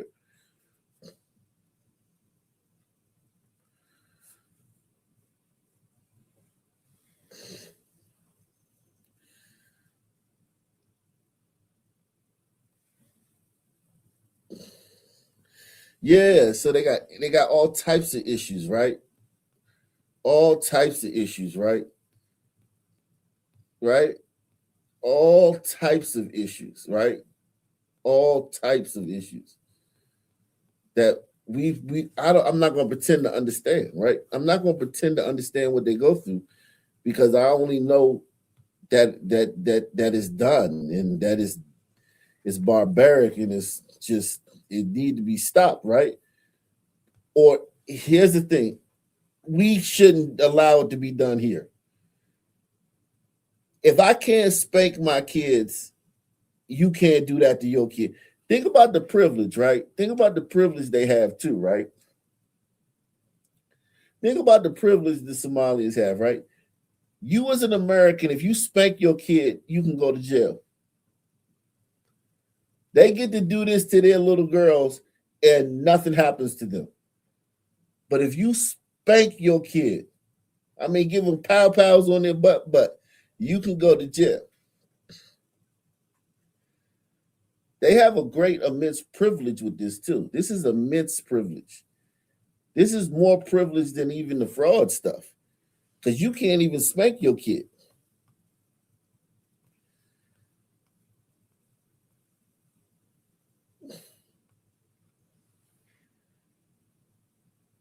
You can't even spank your kid. If you American citizen and you spank your kid and they go to CPS, you can go to prison. I mean, you can go to jail.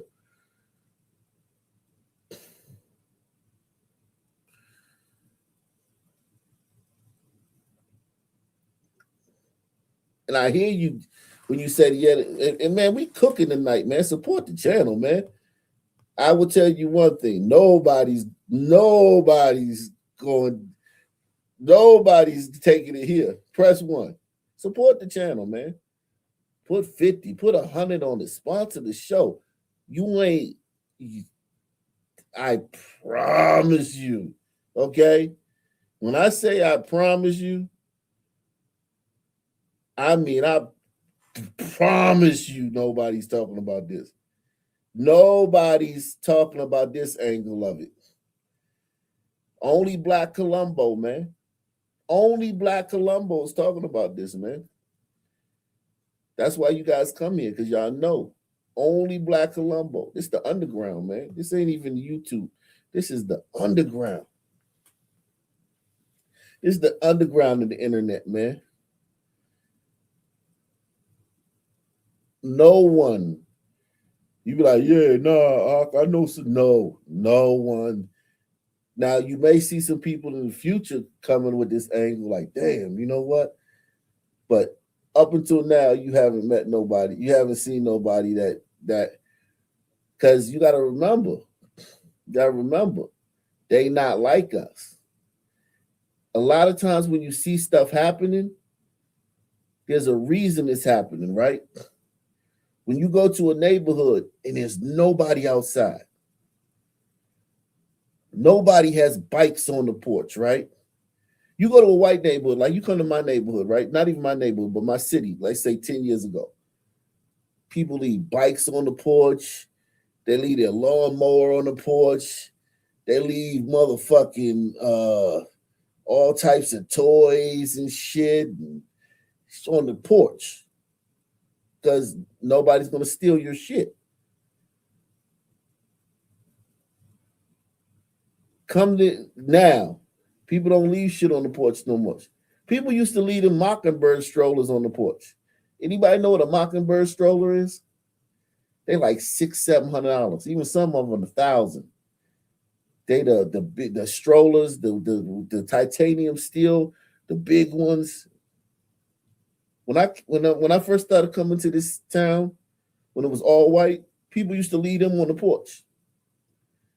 Because you gotta fold it down, and you gotta lug it in the house. People just leave this shit on the porch. Now, shit. Now that we here, so when you see certain things, you may say, oh, I don't understand why that's the way it is. There's a reason. Everything, there's a reason, right? You say, damn, why I don't see Mockingbird strollers on people's porches? Why I don't see people just leaving their lawnmower out their front yard after they mow their lawn? Why I don't see people, just leaving their tools on the on the front porch?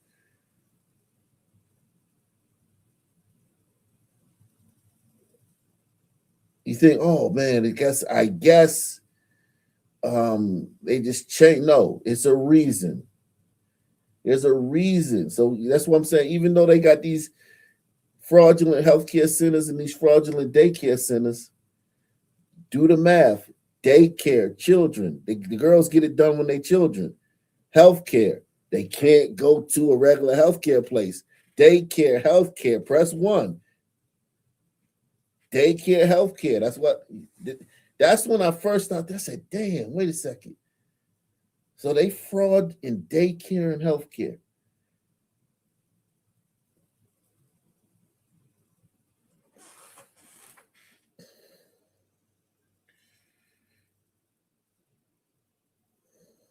He said, yeah, man. Listen, man. Sponsor the show, man. You definitely ain't in this nowhere.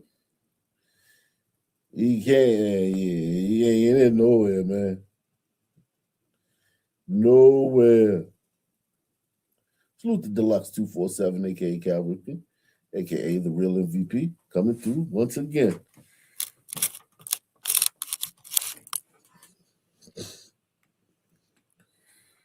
Yeah, 2 things they didn't have back home. Yeah, they don't have daycare centers back home. Well, 3 things. They don't have welfare. I know their government ain't giving you no money to sit around the house. Their government can't barely fucking fix a pothole. Their government can't fix a pothole. So I mean, they don't have welfare. All these, none of this stuff do they have in their home country. Daycare, healthcare. They don't have that shit. Welfare, daycare, healthcare, welfare, that rhymes, don't it?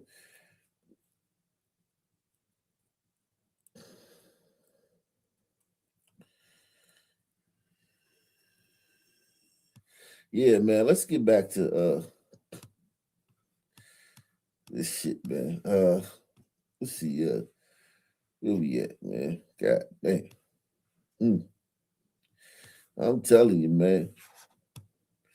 Now, this white woman, she doesn't know a thing about, this white woman doesn't know anything about anything. This white woman is dumb as a box of rocks, okay? She has no clue how good she has it. She thinks that she's being oppressed in America. Press 1. This white woman here, this liberal white woman, thinks that American men are the worst men on the planet. We're the most oppressive men on the planet.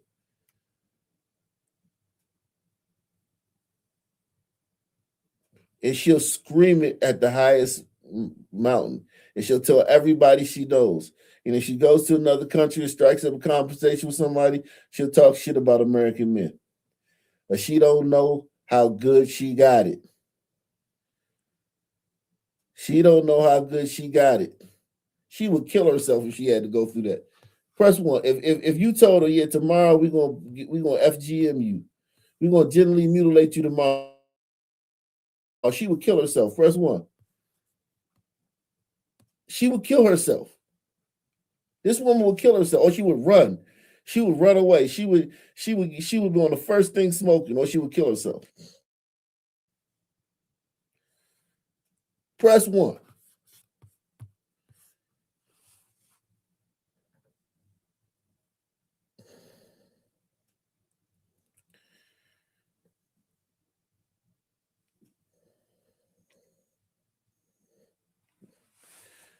All right. All they do is talk shit about American men. They don't know how good they got it, man. We the best men on the planet. We the best men on the planet, man. Shout out to Jimmy Fields, man. Jimmy Fields definitely gonna be on the ballot tomorrow. Make sure you tune up tomorrow, man. Tomorrow we voting for the panelists of the year. You guys are voting for the panelists of the year. You guys are going to decide. It's going to be a vote. You guys are going to decide.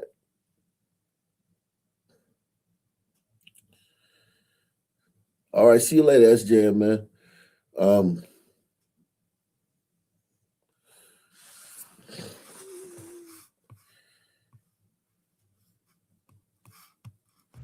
In a tweet, told the state of Minnesota that they are freezing all of the funds that they send for childcare.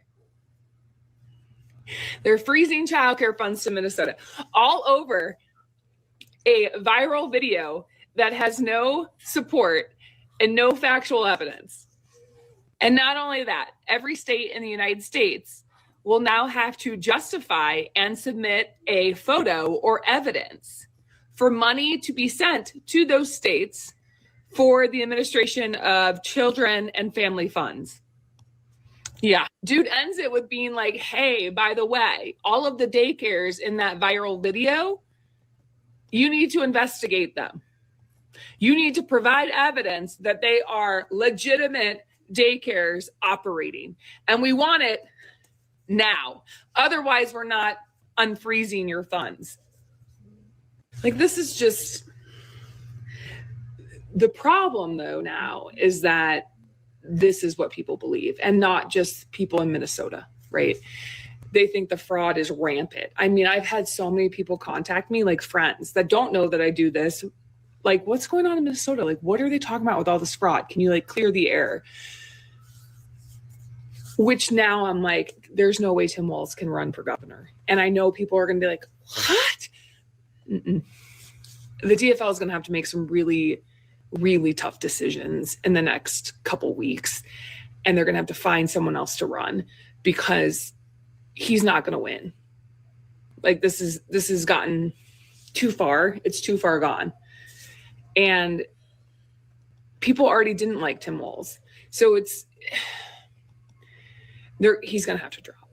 He's going to have to drop. This is how this administration harms Minnesota. Yeah, so you see that, you heard that. What's up, Alexander Brown? What's your thoughts, man? Okay. You muted. You muted, man. Now, again, liberals are furious about this, right? Because, again, they see the writing on the wall, right? They understand how bad this looks for Democrats, especially considering the fact that Kamala Harris picked Tim Walz to be her VP. That guy almost was the vice president of the United States of America, right? The same guy that has allowed all of this fraud, okay? And now they're saying, hey, it might be over for Tim Walz, okay? You have Brian Krasenstein here. He is on X, basically trying to fundraise for the chief leering officer, right, of the Equality Leering Center. He says, breaking, if anybody knows the name of the owner of this daycare, please contact me. I would like to start a GoFundMe, not only for the owner and the money lost, but for the legal costs for him and others to sue Nick Shirley for likely defamation, right? So again, this is what liberals are doing, right? They're basically out here trying to defend the alleged fraud. And that's where they're at this point, okay? Now, again, the reality here is that a lot of liberals probably won't care, right? They probably won't. And that's the thing about Democrats that I've started to understand, is that they just don't give a damn. They just hate Trump, right? But there are some sane people who are upset about what is happening with our tax dollars. So I'm just going to be real with you. Forgive me, but I just find this story so utterly infuriating. Think of all of the different ways that the American taxpayer was betrayed here by the Democrats who funneled billions of dollars to fake businesses and never once checked up to make sure they were legitimate, by the media that refused to cover it, by the immigrants themselves who were gifted by the generosity of the American people with the greatest privilege on earth, American citizenship, and then turned around and stole from us as thanks. It's so disgusting, but I think this is also a microcosm of a much bigger scam that the Democrats have been running for decades now, to where they welcomed in millions and millions of immigrants, both legal and illegal, who drove down the wages in America, especially for working class Americans, and drove up the cost of things like housing and healthcare and an education, the hallmarks of the American dream, making that totally out of reach for working class Americans. And then if those working class Americans had the temerity to object to their own disinheritance, rich Democrats would go on cable news and call them racists. It's so disgusting. The whole woke vocabulary was developed as a smokescreen for the mass fleecing of the American working class. And I think that is just a mirror image for what we're seeing with this Somali fraud, and why people are so enraged about it, because they've been noticing this for so long and they were silenced if they called it out, and no more. I think that's what we're seeing right now in this moment. Yeah, no more is correct, right? No more is correct. That is how the American people feel.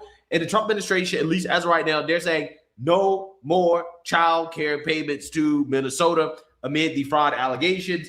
And this should have happened a long time ago, because despite the fact that there were prosecutions, right? So one rebuttal that liberals say, well, there have been people that have been prosecuted. That doesn't mean that they ignored the problem. They did do something about it.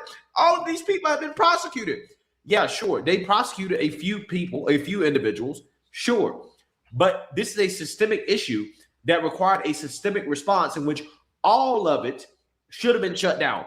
All of fraud should have been stripped, right? And this whole thing should have been dismantled. And clearly, a lot of it is still going on. Okay. So without further ado, let's go ahead and get into this. The FBI says investigators are now exploring nationwide fraud schemes involving taxpayer money. Good evening, I'm Mary Nom. And I'm Preston Phillips. Tonight, we're following the claims of widespread fraud in the state of Minnesota, from daycare centers to healthcare facilities. One social media influencer's video is raising questions about Somali-run businesses and taxpayer dollars. Just this afternoon, the Department of Health and Human Services posted this video to X and announced it's freezing all child care payments to the state of Minnesota. I have activated our Defend the Spend system for all ACF child care payments across America. Starting today, we require a justification, receipt, or photo evidence before we make a payment. And tonight we have I'm going to keep it 100 with you. I don't think that's enough, right? I mean, obviously, there should be more charges and prosecutions, including prominent Democrats. But in regards to the payments, I don't think that providing photo evidence is enough. I really don't. I think the whole thing should be shut down. I don't think that we should be subsidizing childcare, right? I just don't. What's up? I think you're right. What's I up? think you're right. What's going You're on? right about the circumcision. No, Okay. nobody else has said that. I think you're right. Yeah, let's sleep on it. I think you like you'll be like, damn, you know what? That makes a lot of sense, man. Because listen, these people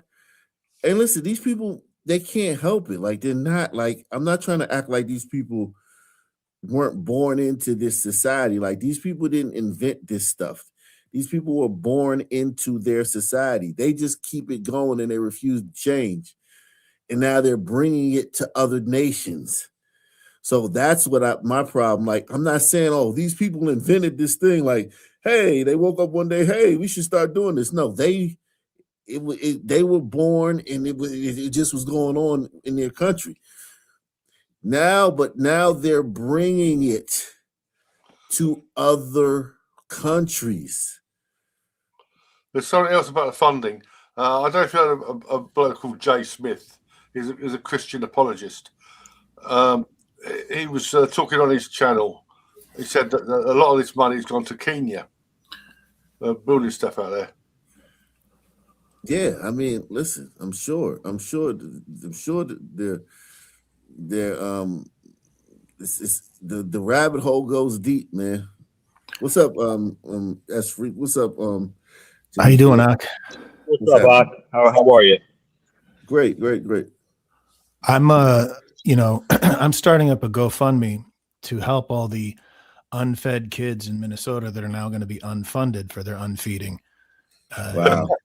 You can donate to me and I can make sure that it gets to the same place previous funding for non-feeding was going. Wow. Classic. Wow. Make sure they go to glider kids. I think we're all Somalia right now, you know? Yeah. We're all Somalian. I'm setting up a GoFundMe to show how Somalian I am. Yeah, it's Somali. I just learned that. I always thought it was Somali, and they say now it's Somali. I'm Somali. Somalish. But yeah. I'm sorry, guys. Go ahead. I don't mean to cut you guys off while you're, but like, going off of what you said, whereas they were born into this society, like, they're aware of the modern world and how everything, like, well, they're here. But that's what I'm saying. At this point in time, just let me make this point. It's a choice. Like, like some people and American sons make this point all the time. Like, when we talk about their violence, like, well, you guys showed us how to do, you guys taught us how to be hateful and all that shit with all the lynching and the enslavement and all that shit. I'm like, we didn't teach you guys anything. Like, you guys were doing that already. Right. You guys taught us to hate you with your behavior. Learning. That's what I'm saying. We also taught you how to do other shit like build roads and buildings and plumbing and all that other stuff. But the only lesson you learned is the violence. Is that what you're saying? Yeah, exactly. We didn't copy any of the written language. And positive. Yeah, and whatever they do use, they just take it from the glider. They don't invent their own. But that's what I'm trying to say here is, like, that whole thing is like they were born into that society. Well, how come they created that society and gliders created a different society? Right. You know, and going off of what you said, like, you know, what these fucking some words say all the time is like, well, you guys lived in caves and all that other shit, and you guys were throwing shit out the like that was hundreds of years ago. What were you guys doing hundreds of years ago? Right. You know what I mean? What are you guys doing now? Exactly. No, you're 100% right. Because like however primitive y'all were 100 years ago, we were far more primitive. You know what I'm saying? Yeah. We weren't as primitive back then as you guys are today. Press 1. That's true. Yeah. In a lot of ways. That's true. Yeah. In a lot of ways that's true. Yeah, but it's in a lot of ways that's true. Wow. But listen, I'm just sitting here thinking like, okay, when you come from another country, like it's certain shit America shouldn't allow you to bring with you. Like you can bring yourself, yeah, like if you Muslim or something, we let you practice Islam, right? But it gotta be some things where like, okay, like when you're doing shit that the locals can't do, like I said, you can't spank, you got a kid that's free. No, I don't. Okay, but you're gonna have a kid one Jimmy day, Fields right? has kids. We need white people, we need white guys, we need white African Nation guys to start doing it. But salute. As Jimmy Fields has kids. Jimmy Fields, you can't whip your kids and they go to school with welt marks on Dude, their I wish I leg. had that black privilege to be able to whip my own kids. You know, that would be. No, I'm talking about if they go to school with welts on their legs and bruises on them. You're gonna get in trouble. Yeah, there'll be police knocking on your door. Yeah, exactly. So it's like we let these people come over here with all that barbaric shit, and they don't, and we still can't spank our kids. And our kids are like one thing by removing spanking from the American toolbox, disciplinary toolbox from parents. Yeah, from the disciplinary toolbox. It's created, a generation of just awful human beings. But these motherfuckers get to do that shit, and we can't spank our kids. I mean, that shit is fundamentally infuriating. I mean, not exactly, because I will say this: like some people beat their kids all the damn time to the point of abuse, and look at how they turn out. Not anymore. It's not as much as in the 80s. I was born in. I was around in the 80s. The last. Some people don't beat their kids like that. There has to be a dad around. There has to be a dad around to beat the kids. Exactly. You should be around in the 60s. No. Listen, some mothers will hit their kids still. They'll hit them. But what I'm talking about is those old-fashioned beatings where you got like you had to bend over and the belt was put on you a certain amount of number of times. Like you gotta sit there and get like pow with a belt over and over and over again. Those are whoopings. That's not real common anymore. Now, will your mom smack you or something today? Yeah. Will she hit you a couple times? Yeah. But the whole whoopings, I don't know if you guys understand what a whooping is. A whooping is a whooping. That's phased out of even in the black community, man.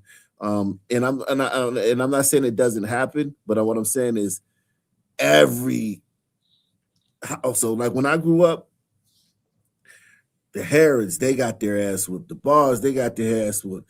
The Washingtons, they got their ass whooped. Every family in my Delis, they got their ass whooped.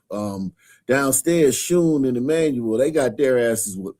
That's where African Americans get their classically broad shoulders, is from whipping their kids. I mean, it was a part of their culture. And yeah, you don't you ask these kids about getting whoopings, they gonna tell you about like their mother slapped them or something, or their mother just went off on them or something. You know what I mean? I'm talking about take your clothes off, get over my knee or bend over and just whack, pow. That's one. Whack, pow. That's two. And I mean, and them shits hurt like the fucking Dickens. Whack, pow. Three. What do they call that? all- Transgenerational trauma, or what do they call that? That Generational trauma. Yeah, but they used to do that in schools all the time too, with paddles and everything. Exactly. And they used to be nationwide. White people used to whoop their kids back in the day too. Like what they call tearing out your hide. White people called it tearing out your hide, or and it was with whatever was handy, It could be a whipping your spoon, hind it could be parts and shit. White a people lamp used to cord, whip their kids. Yeah, car antenna, could be anything. Yeah, exactly. It wasn't just a black thing. I think that the blacks held on to it longer. You know what I mean, as a whole, but white parents in the 40s and the 50s, oh man, you got whoopings. Blacks, we kind of stopped it in like the 90s, you know what I mean? And in the 2000s, we stopped doing it. But oh man, white parents, they would tear out your hide. You know what I'm saying? They would take you to the woodshed. That's what they called it too, taking you to the woodshed. Because that's where they would do it. They'd take you in the woodshed and spank the dickens out of you. Good old days.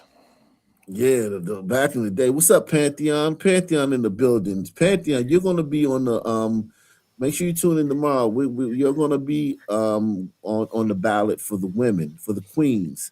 I You're on was the ballot. about to say I should be. I bless the Definitely. nation with desert demons and gremlins. That alone is honorable mention.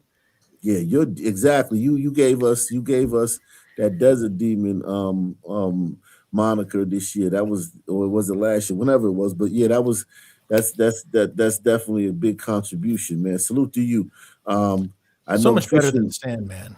I know it is. Yeah, I know fishermen doesn't appreciate you women, but we appreciate every time you come up here, Pantheon. Go ahead and go ahead. What are your thoughts, man? What's your thoughts on what we're talking about? Yeah, no, just and you made the point in the most recent things that if you didn't say, "Oh, I was beaten with a belt or a shoe or some kind of something that wasn't a hand," you have not been beaten. Yeah, exactly. I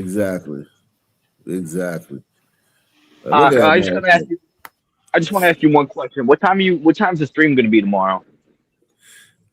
You know how it is here, man. I come when I can, man. Paul. Like, you know, I mean, when I get the kiddies to sleep, and I'll be ready to go live. But we're gonna get everything done. We're gonna do all the ballots. We're gonna do the gliders. We're gonna do the sons. We're gonna do the others, and we're gonna do the queens, and then We're gonna do the take the non-Hispanic top. whites. We're gonna take the top person from each category and do a final ballot, and that's going to be the president of our nation for 2025, man. Well, Fisherman's won the last few years.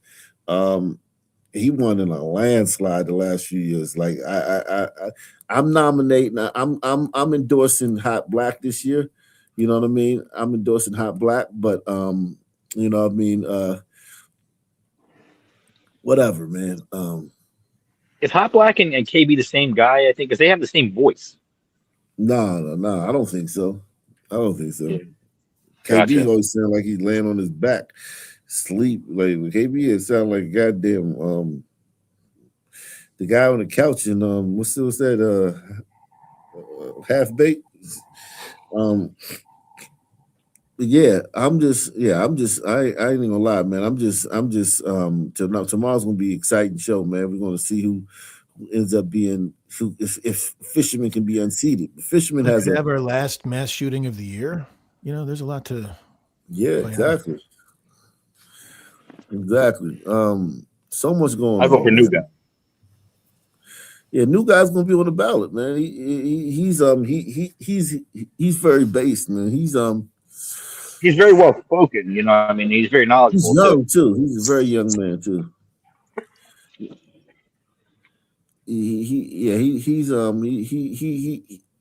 he has a chance to make some waves, but I just think that Fisherman with the Jewish stuff and shit and all that stuff. Fisherman is just He probably wrote the Jewish crew for this in Somali. he got locked, man. The year of the Jew vote. Yeah, especially this year. Yeah, especially this year. Shit. It's the I Told You So tour. Candace Owens has lost her mind, hasn't she? Who? Candace Owens. I think she's lost her mind. Oh yeah, she. I think she's doing that for money though. I think she knows that gets money, and I know she's got this big lawsuit coming up. So I think she knows she needs to get money. So Candace Owens is I think she could be president one day. She's Glenn Beck said that. Yeah, she's like she has no more like in order to be president, you have to be a psychopath because you got to drop drones on weddings. No matter how bad the desert demons are, you're gonna have to drop drones on weddings. You know what I'm saying? To drop drones on neighborhoods and shit. And you have to drop, you know what I mean? You have to bomb fucking maybe the enlightened version would be like bombing the rehearsal dinner instead of the wedding. Yeah, exactly. Why do you want them to get married? That way you just get the family members and the out of She did amazing work exposing the Black Lives Matter scam, but she's burned it all now. Just sort of silly stuff, Yeah, you're gonna have to. Yeah. She's a psychopath. So I think she's good fit for the. And when I say that, I don't mean that like she's going around killing people like Norman Bates. I'm saying that she's just the way she attacked that woman who's grieving her husband's death. Oh, it's outrageous. She claims to be his friend. Is just insane. Like nobody would want their wife. Like Charlie not looking down. Like go after my wife.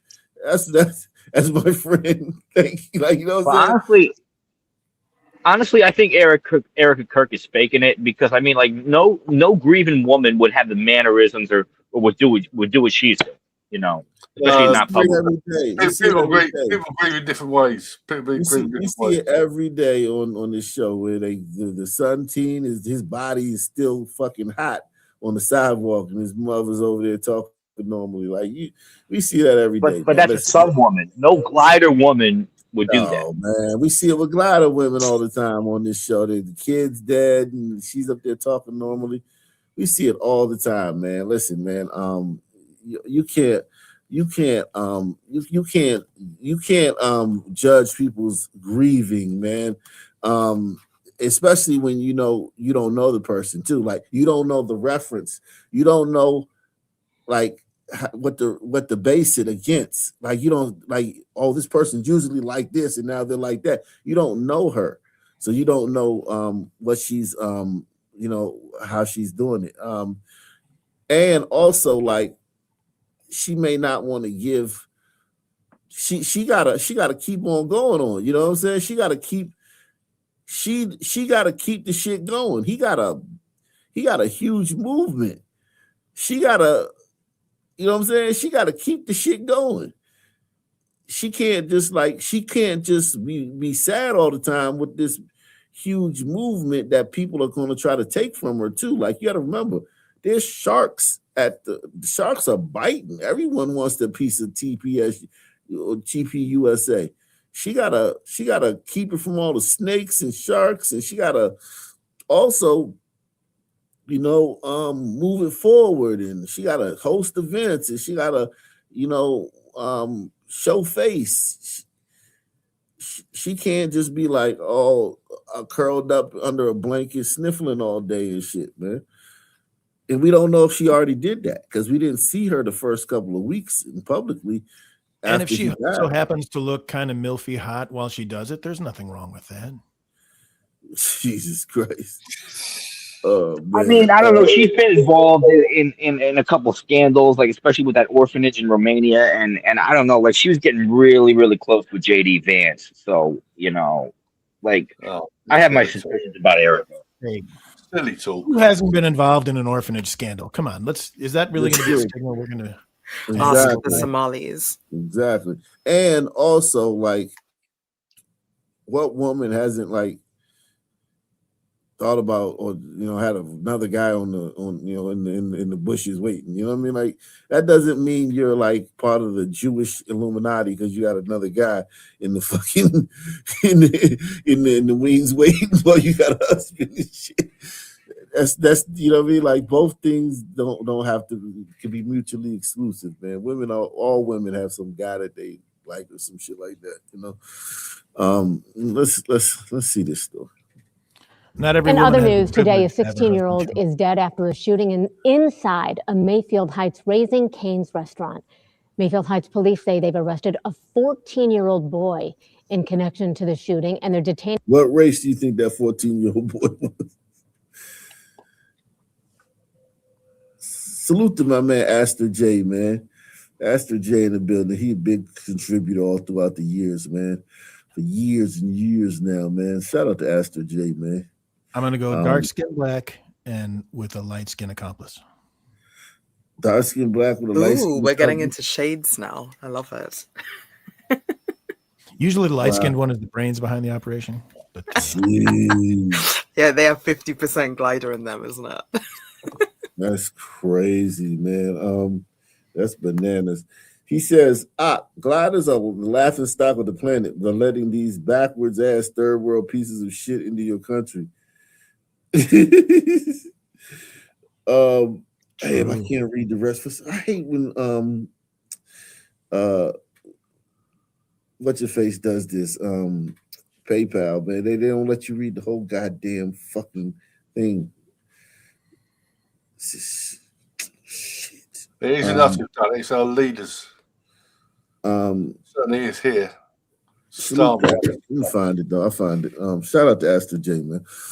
An 18-year-old male for questioning. Here's Annabelle Childers with more details. Start a squad at Cane's. We got one shot. Sunday night, just before 10, Mayfield Heights police responded to this Raising Cane's. We got one down inside of the restaurant. According to police, officers found 16-year-old Philip Longino Jr. shot near the front entrance of the restaurant. As first responders attended to him, other officers worked on tracking down suspects, announcing this description of a male over the police scanner. The black mask, the black North Face coat, last seen going towards Verizon. Officers also asked, a black this, a black that. What about the skin, motherfucker? Black North Face coat, last seen going towards Verizon. Officers also asking neighboring law enforcement agencies to keep watch for this vehicle.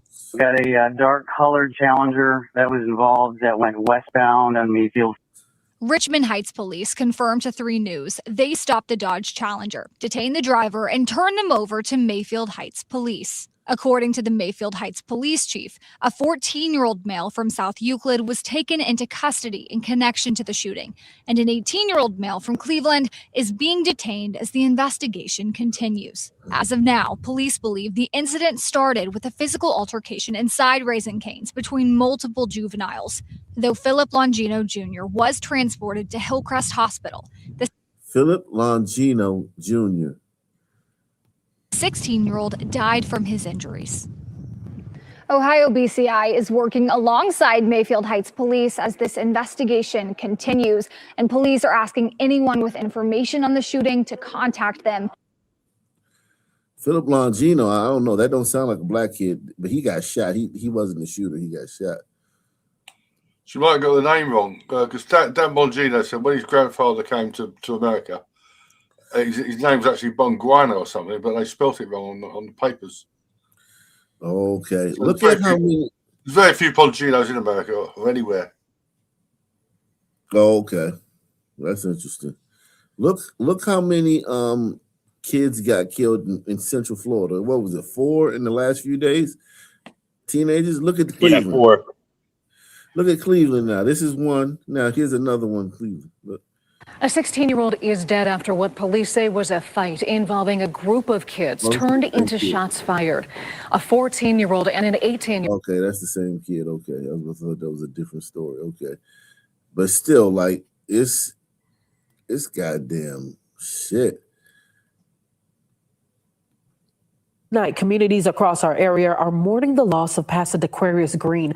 Though the shooting happened in Level Plains, Green was widely known in Montgomery for his ministry and outreach. WSFA 12 News reporter Jessica she's Knox lost spoke with a weight. friend, remembering the man he knew. I was very hurt. Of course, I was devastated because I was like, I couldn't believe this happened to him. And of course, then to find out how it happened and who did it, that was even more devastating. Minister Devontae Palmer is one of many now grieving the loss of Pastor Dequarius. The pastor is Dequarius. We got to keep a file starting in minister 26. is Maybe keep a Devontae. file of all the great names. Yeah. The pastor is Dequarius. The minister is Devontae. Can't take it seriously. Hey, man, this is the black church, man. The black church. Pastor Devontae Palmer is one of many now grieving the loss of Pastor Dequarius Green. Palmer says the two were not close friends, but their paths cross often at church and even checking up with him at Green's previous job at Walmart. So from time to time, after I get done with there, I just go to see him and just chat it up, and then for like 5-10 minutes and go by my way because if he work, I can't talk all day. Palmer says those conversations were brief but meaningful. To Palmer, Green was known for humility and faith.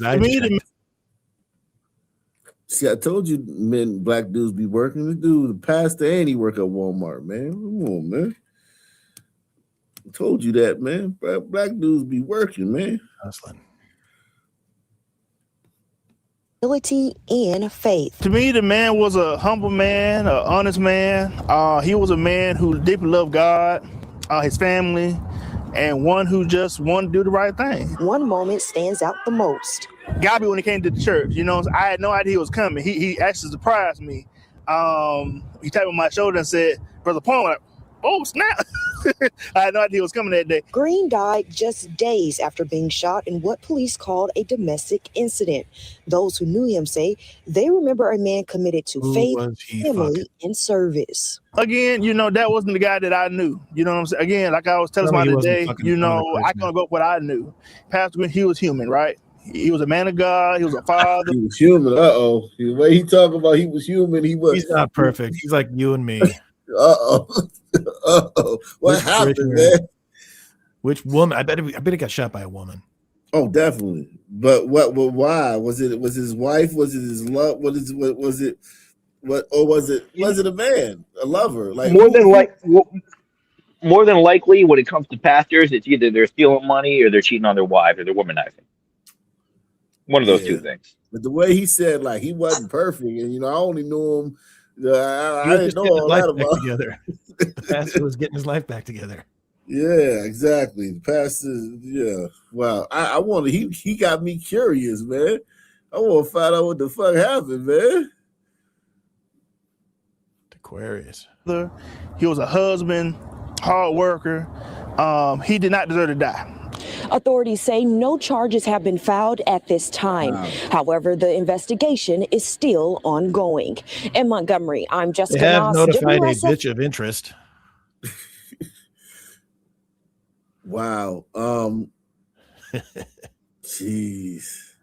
They have interviewed a crazy. A Georgia mother is seeking change. Her son was killed in Bloomingdale earlier this month.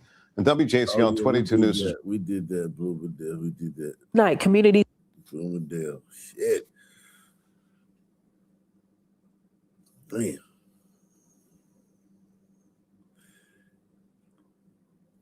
Wow. California farming mogul arrested for murder. Whew.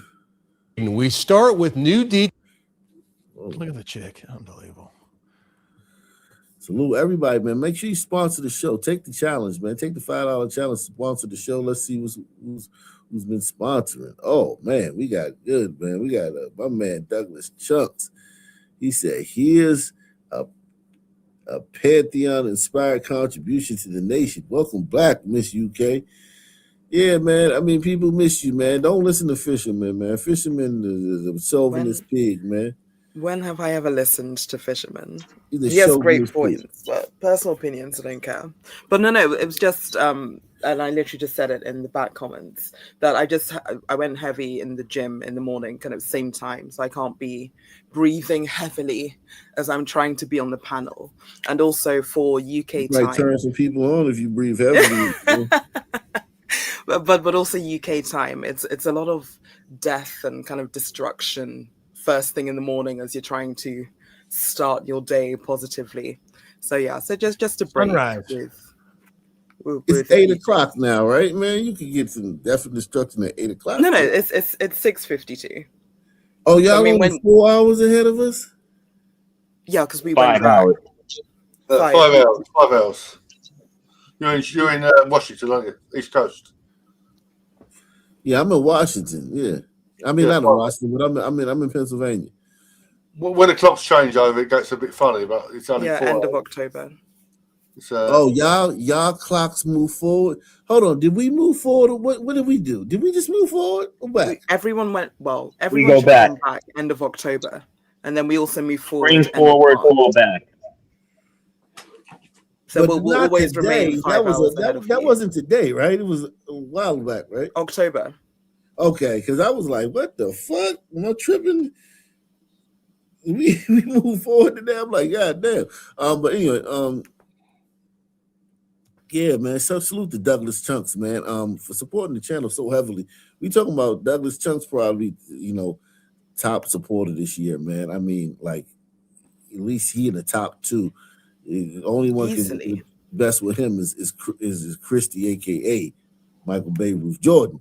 That's the only one. And salute to everybody else who supported the channel too. But Douglas Chunks has been like the far and away. I mean, like you can't even calculate what Douglas Chunks has meant to the channel in 2025, man.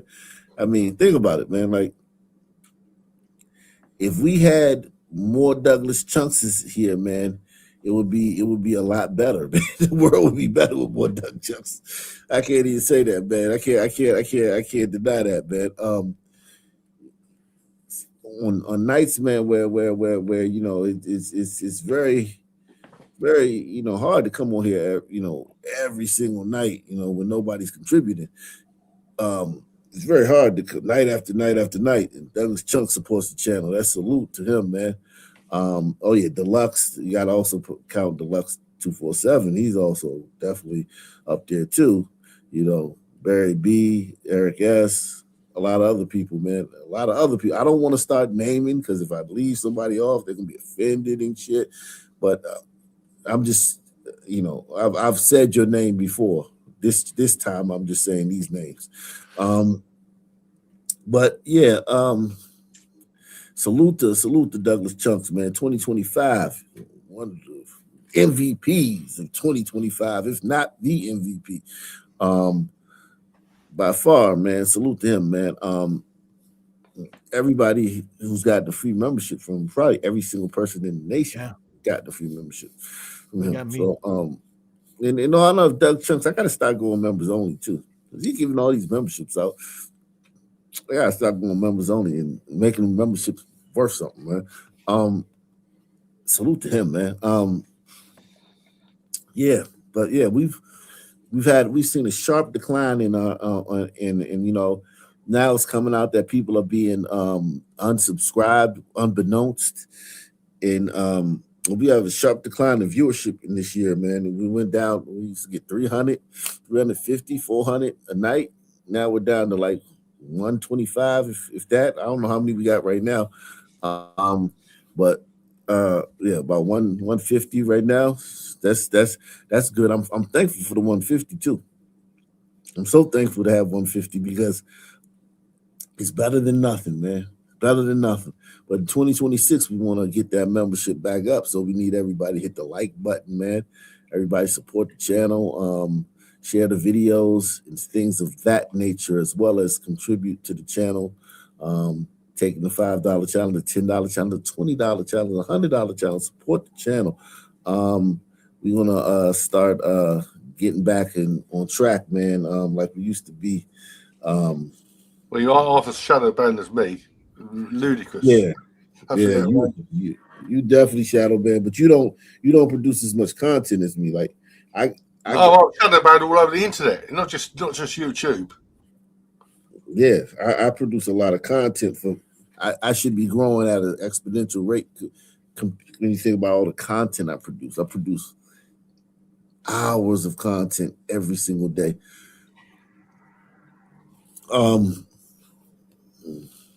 Details on an Arizona murder investigation, a case that stretches across state lines and ends with the arrest of a wealthy farmer in Southern California who's now accused of killing his estranged wife in Pine Top. 12 News journalist Sean Rice is live in Holbrook. That's about 3 hours northeast of the valley. And Sean, this case is now drawing a lot of national attention. Hispanic wife. Yeah, Trem and Troy, it absolutely is. Good afternoon to you both. The reason for that is because the man now sitting behind bars in Southern California may very well be one of the most influential, well-known, and well-financed farmers in all of Southern California. Let's take you to a booking photo we just... Think about that, yo. This guy, I mean, think about the sacrifices he made to get to where he is. Talk about working hard, right? You want to farming. We're not talking about like sitting pencil pushing and he looks like he's pushing buttons and shit. This motherfucker one of the yeah, definitely. Think about this though. Blew it all over a woman.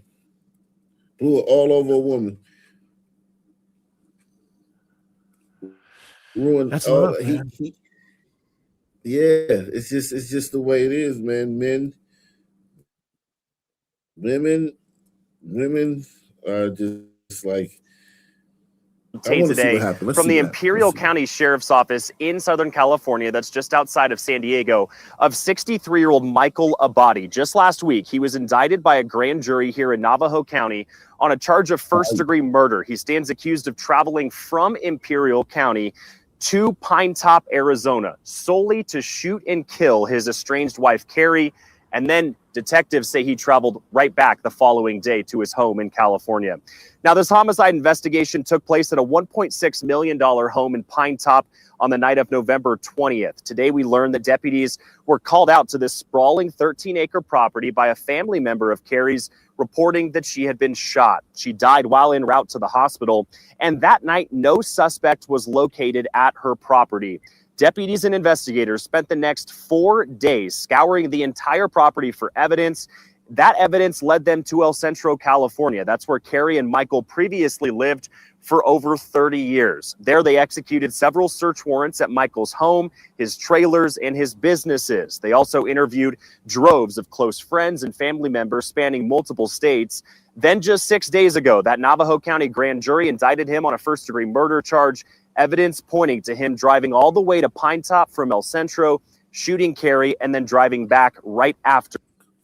First got a lot of girls do that. First degree. Like, we talking about, like, he's finito. He's 61. First degree murder, he's done. It's a wrap. Yeah, but he probably assumed his life was done once he and his wife separated. Another migrant murderer.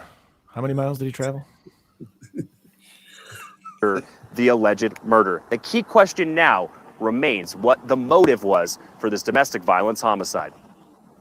Could you disclose at all what they maybe discussed about what Carrie's life was like in those 48 to 72 hours that you discussed that you were trying to learn about?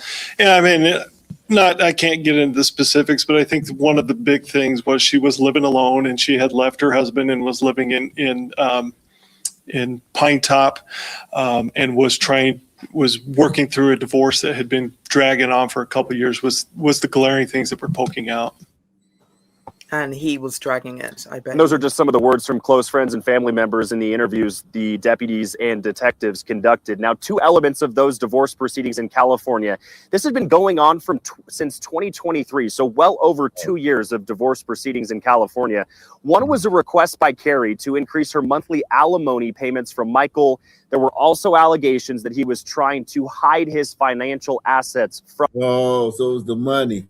She was trying to get more money, and he was trying to not spend the money. So he said, okay, I'm going to kill her. That way I don't have to pay her. But now you killed her, and now you ain't got her. Yeah. Crime of passion. It's not passion, it's pettiness. No, you really Because- got to have loved a woman to go shoot her over something like No, that. it's pettiness because if they're 60s, so if we're talking about what are they, boomers or yeah, they're boomers. So probably got married early. So they've done at least 35 I to don't 40 think they're years. boomers. I don't think they're boomers. What age is boomers? Boomers. So that 46 to 64. Gen X starts at 65. Yeah. So he might be on the ass end of boomers. Yeah. No, he was, if he's 61 and it's 2020 and it's 2020 five. Technically, he's still a boomer, but he's a zoomer. He was born in Yeah. 1964, 64, yeah. right? He was born in 1964. Okay, yeah, so they're not boomers. Yeah, Gen X starts at 65. But the love they shared, I think, is what inspired this murder, regardless of his generation. It's all generations can have this. Yeah, No, he's dragging out the divorce. So my point kind of still stands where Yeah, he doesn't want to let her they've go. done at least 35 to 40 years married. He's and still holding there is on. a big He's still holding on, dragging out the divorce because he's He's holding on, he's hoping it can petty. work out. Oh, you're living in Pine Top with 13 acres with my money. You know, he'll forget everything that she did for the marriage. Maybe he went And over you want there to more. try to He's be going to hide it in offshore accounts. Maybe he went over there with one last appeal to save their love. What? Cancel the divorce or I shoot you. Yeah. Maybe she came at him with a knife. I mean, we don't know. Right. Yeah, because here's the thing. I Burned wonder if they woman. have kids. I wonder if they have kids, man. Because that hasn't been mentioned in the story. I wonder if they have kids. That's what I'm saying. Probably waited till the children were grown, like full adults, and then That's went a for the good parent divorce does. proceedings. Before you murder your wife, you want your kids out of the house, you know? But he probably also knew his level. Like he's not going to get possibly or potentially another woman, especially men as well with their health getting older. They don't What do always you look mean, after themselves. Chantheon? He's one of the most successful farmers in Southern California. Look at where they live at. Look where she lives at off of his money. Look at where she lives at off of his alimony. She's up at Pine Top, for God's sake. Off of their money. You don't know what she did for the marriage. I'm She being the nagged devil's him, advocate. and she You don't know nagged if she him was and gave him- if she was a stay-at-home mother, 4 children. We don't know that yet, man. Let's find out. She had From her to gain some sort of advantage in these divorce proceedings. Now, the sheriff's office would not say if either of these two facts are a confirmed motive or if Michael at this point has told them anything when he was arrested in Southern California on December 23rd. Now, at this point, he does remain sitting inside an Imperial County jail cell. He has at this point waived his ability to contest extradition. Basically, what that means is that in the coming days, Navajo County Sheriff's deputies and investigators will travel by van to Imperial County. They will pick him up. They will bring him right back here to Holbrook, Arizona, where he will face a judge for the very first time. Now, ever since we learned of Carrie's homicide, we've tried multiple times to reach out to close friends and family members in Pine Top, friends and family members in Southern California as well. We've been repeatedly told to respect friends and family members' privacy as they mourn the loss of this woman. We're live today in Holbrook. Sean Rice, 12 News. And Sean, I know they weren't talking much about evidence they have, but with all the cameras on all of our interstates and freeways and even, side streets, you would think there'd be video, if it happened, of this husband driving into this area and driving back out, because that's what they say, right? He drove in, committed this crime, and then drove right back out again.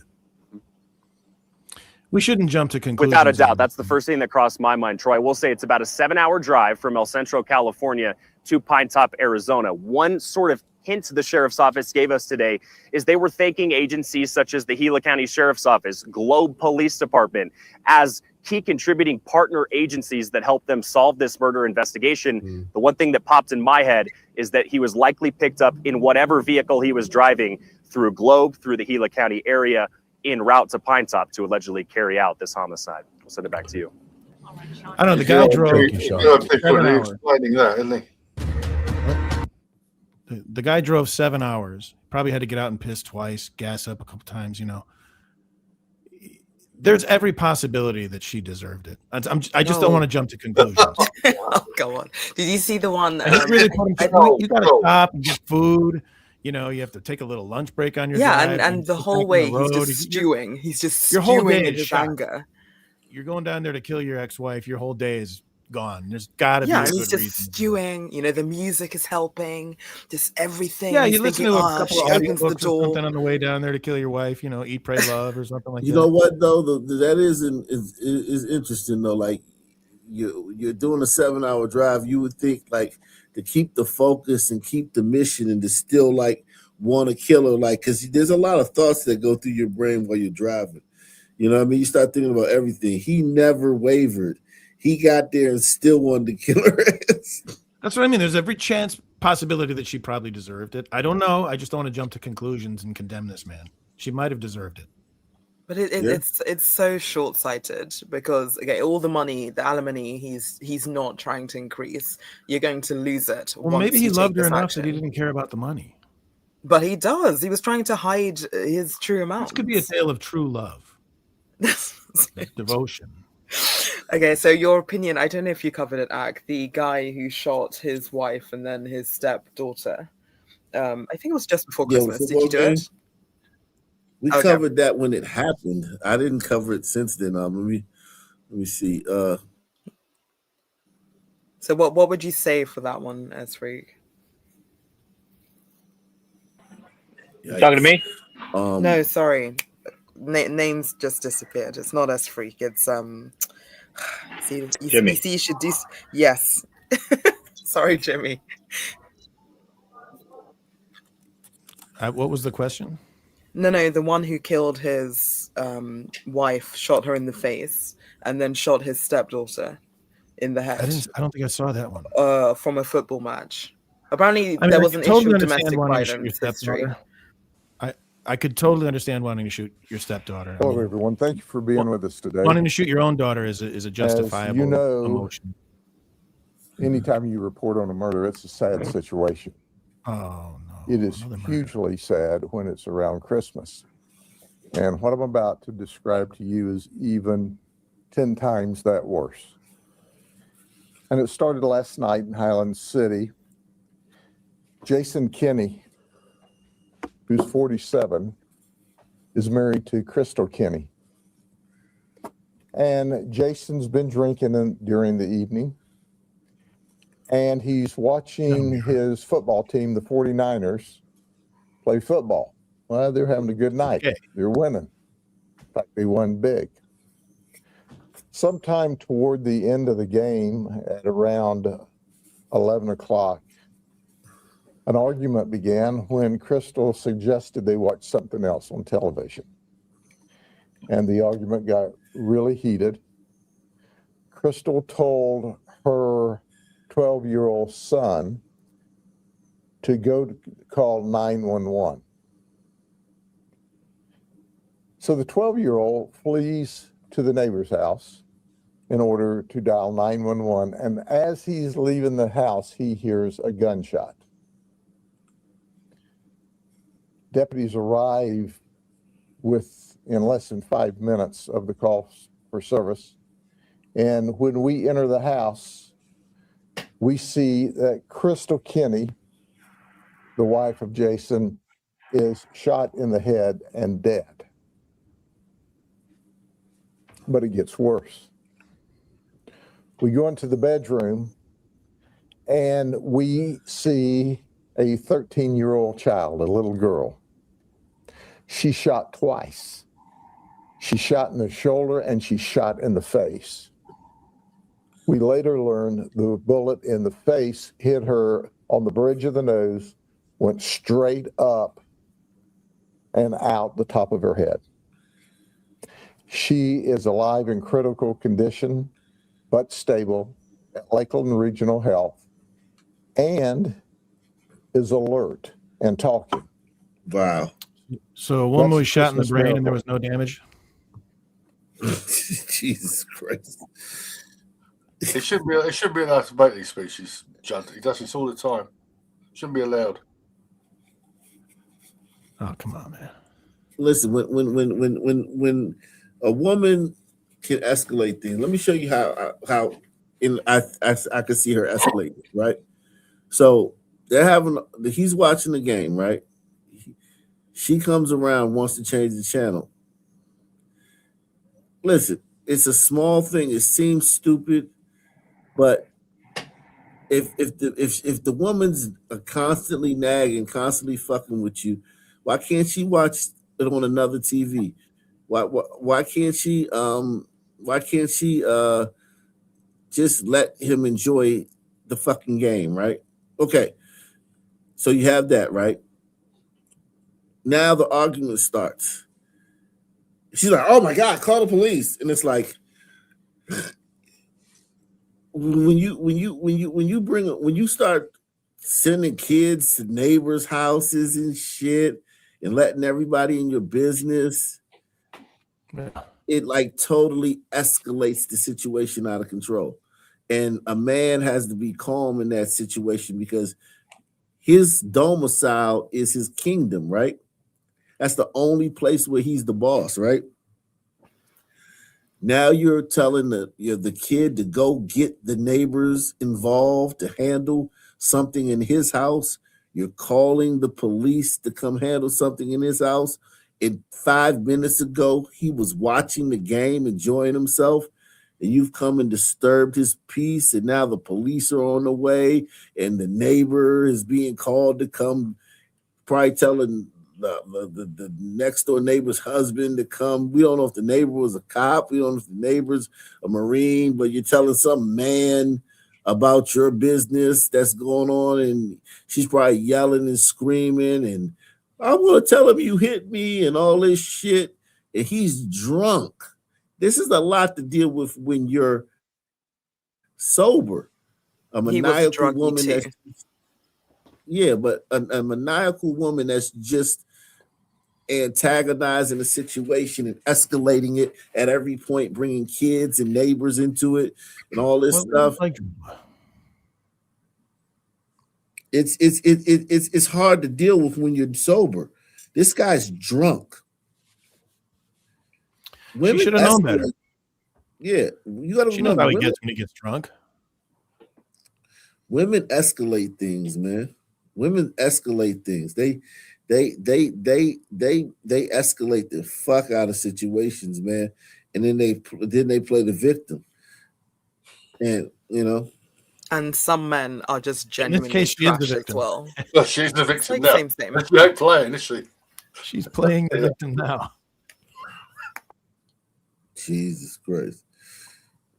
But yeah, he's I'm not saying, and listen, I'm not trying to blame her but from the little tidbits I'm getting, I think it was probably like, come on, Meg, I'm watching the fucking game. Oh my God, don't talk to me. Don't use that type of language in here. Oh my God. You drink too much. No, you know what? We're getting the kids. I'm taking the kids and we're getting, and it's like, man, why are you doing this? You always fucking with my piece. Fuck. You're telling my like, story. oh my God, Tyler, go to the neighbors and tell them to call the police. And it's like, oh shit. Now he's just like everything happened too fast. Just wanted to watch the game. That's all I wanted. I just wanted to watch the game. You know? But were the 49ers winning or losing? Because that would probably exacerbate it as well. They won. They blew. They won big. Oh, okay. Yeah, I'm just telling you, I know how these things go. I've dealt with a few women in my life. I know how these situations go, how these Thank God the Niners won, or he would have really been rough on her. Yeah. He probably didn't see the end of the game. No, he probably would have wanted, he probably wouldn't have cared if the Niners were getting blown out. But the fact that they're rolling and he's enjoying the game, and she comes and she wants to fucking, watch anything. Like, she don't even really want to watch that. She just want to watch anything but what he's doing. And you know what I'm saying? And then she hates seeing him experience joy. Exactly. And she just escalates it. Like, she sends the kid to the neighbors to call the police. Like, I mean, like, what the fuck? He had probably been exacerbating it with the drugs and the alcohol. So he was probably already on that timeline. And but personally, I don't understand that kind of love, like domestic violence love. It's fascinating to me because like what are you so tied to this person that you won't leave? Like forget finances or I love him, I can't tell the police on him. Oh, I don't want the police to kill a black man. I need the psychology behind staying with people that you don't like, but you just think, I have to stay with them because I love them. Psychological. It's definitely psychological. So it's like it's deep. It's deep. It's definitely soul deep. ties. It must be. Jason shot her twice and intended to kill her. He didn't, however, shoot his biological child, thank God, who was 1 year old and in a crib. He shot his stepdaughter. He's not a monster. He didn't get a chance to shoot his stepson who had run to dial 911. Jason then jumps into his vehicle and flees the scene just prior to deputies arriving. He is going toward Lake Wells. He calls his sister in upstate New York, and he says, I've done something very, very bad. Very bad. I did something terrible. And this is the last time you'll ever talk to me. You'll see me on the news, but I am not going to jail. I'm not going to jail for the rest of my life. So he goes to his father's house, which apparently is currently in probate. His father's deceased, and there's a friend staying there.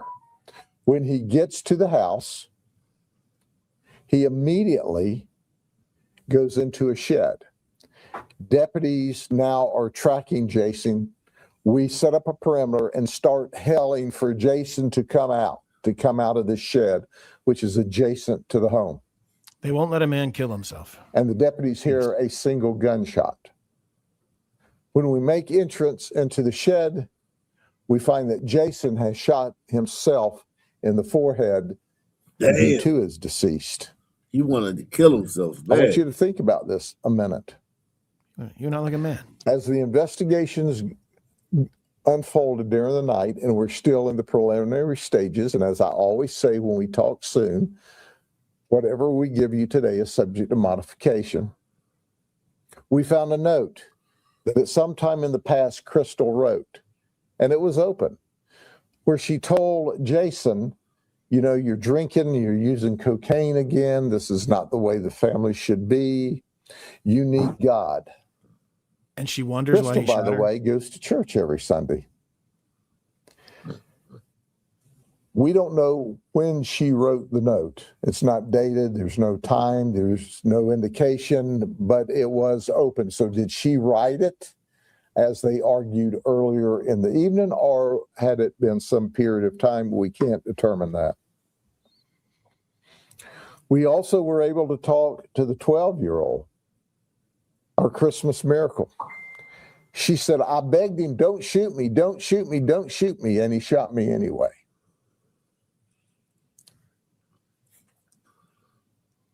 This is things that are never supposed to happen. And certainly we are all very, very happy that our little 13-year-old girl is, from every indication, going to survive and thrive. But the investigation's still underway. But this is a family disturbance that apparently had gone on for some time. We talked to another family member, and that family member said, he's been beating on her for a while.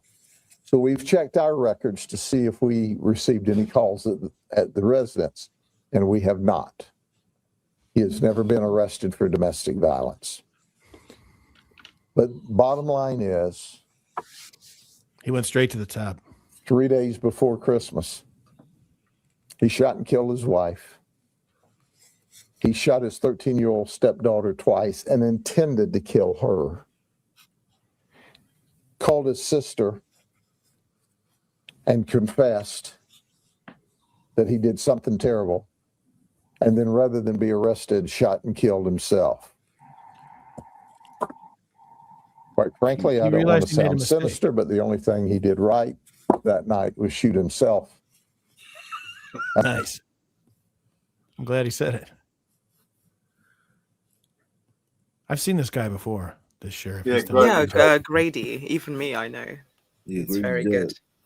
No, he's like the Cassidy Goodson case. That was outrageous what he said there. So this guy kills his wife and his stepchild. He realizes he's made a mistake. Well, he kills the wife. Attempted. And wounds the stepchild. He probably thought no. At that time, he probably thought he killed the stepchild. Yeah, he had good reason to suspect that he had done his. And he realized what he did was wrong, and he calls his sister to say, "Look, what I did was wrong." He made amends. He did the right thing. Yeah, I'm not it's saying like, the woman didn't deserve it, or that I'm just saying he did the right thing. It's like Sun teens as well, and it's very males, like very trigger happy, like quick response without the thought process. Then the clarity comes back after the action. And as he said, he's not going to jail, so there's only one other option for him, which he took. But this guy has the dignity to say, "Okay, I've done wrong. I'm going to go pay my price now, and I'll take care of it. I don't want to make anybody else, No, but that's not that's the easy way out. I think. Yeah. You would want people. I think it's the noble way out. It's like, what do I want to do? Just soak the taxpayers for my trial and spend the rest of my life sitting in a cell? No, give trauma to 3 children, lifetime trauma, no problem. Well, the important child he didn't even touch. He didn't shoot his own kid. Does he not get points for that? And he waited whilst that one was too young to understand. Sure. He probably was like, "Listen, you're not going to talk to his sister. You're not going to see me for a while, but if you don't mind checking in on Junior, he's going to need some health care." But she is problematic as well, because from what Grady's saying, it has been a long time. So to have a 1-year-old, that's been 2 years where you knew beforehand he was like this.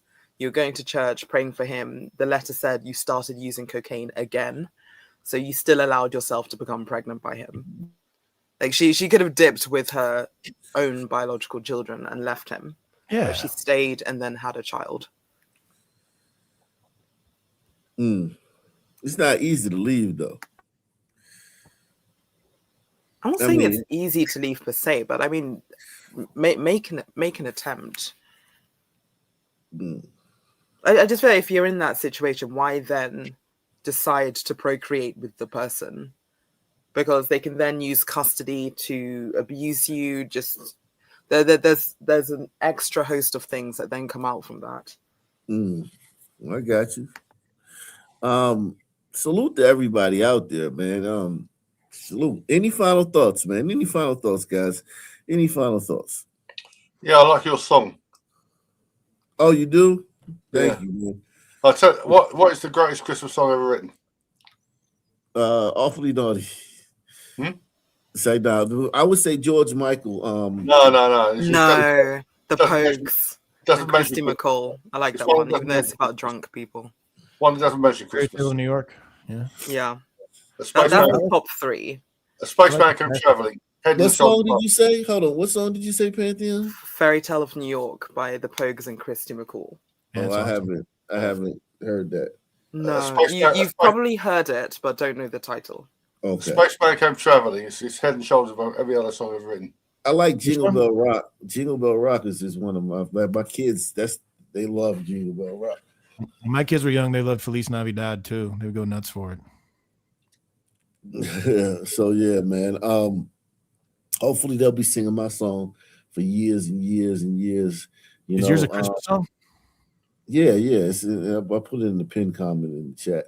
It's also on this channel. It's a few videos back on this channel. I have the video on this channel. So you can check it out. It's called Awfully Naughty. Awfully Naughty. Get in the comment section, man. Hit the like button. Subscribe. Black Columbo out. Salute.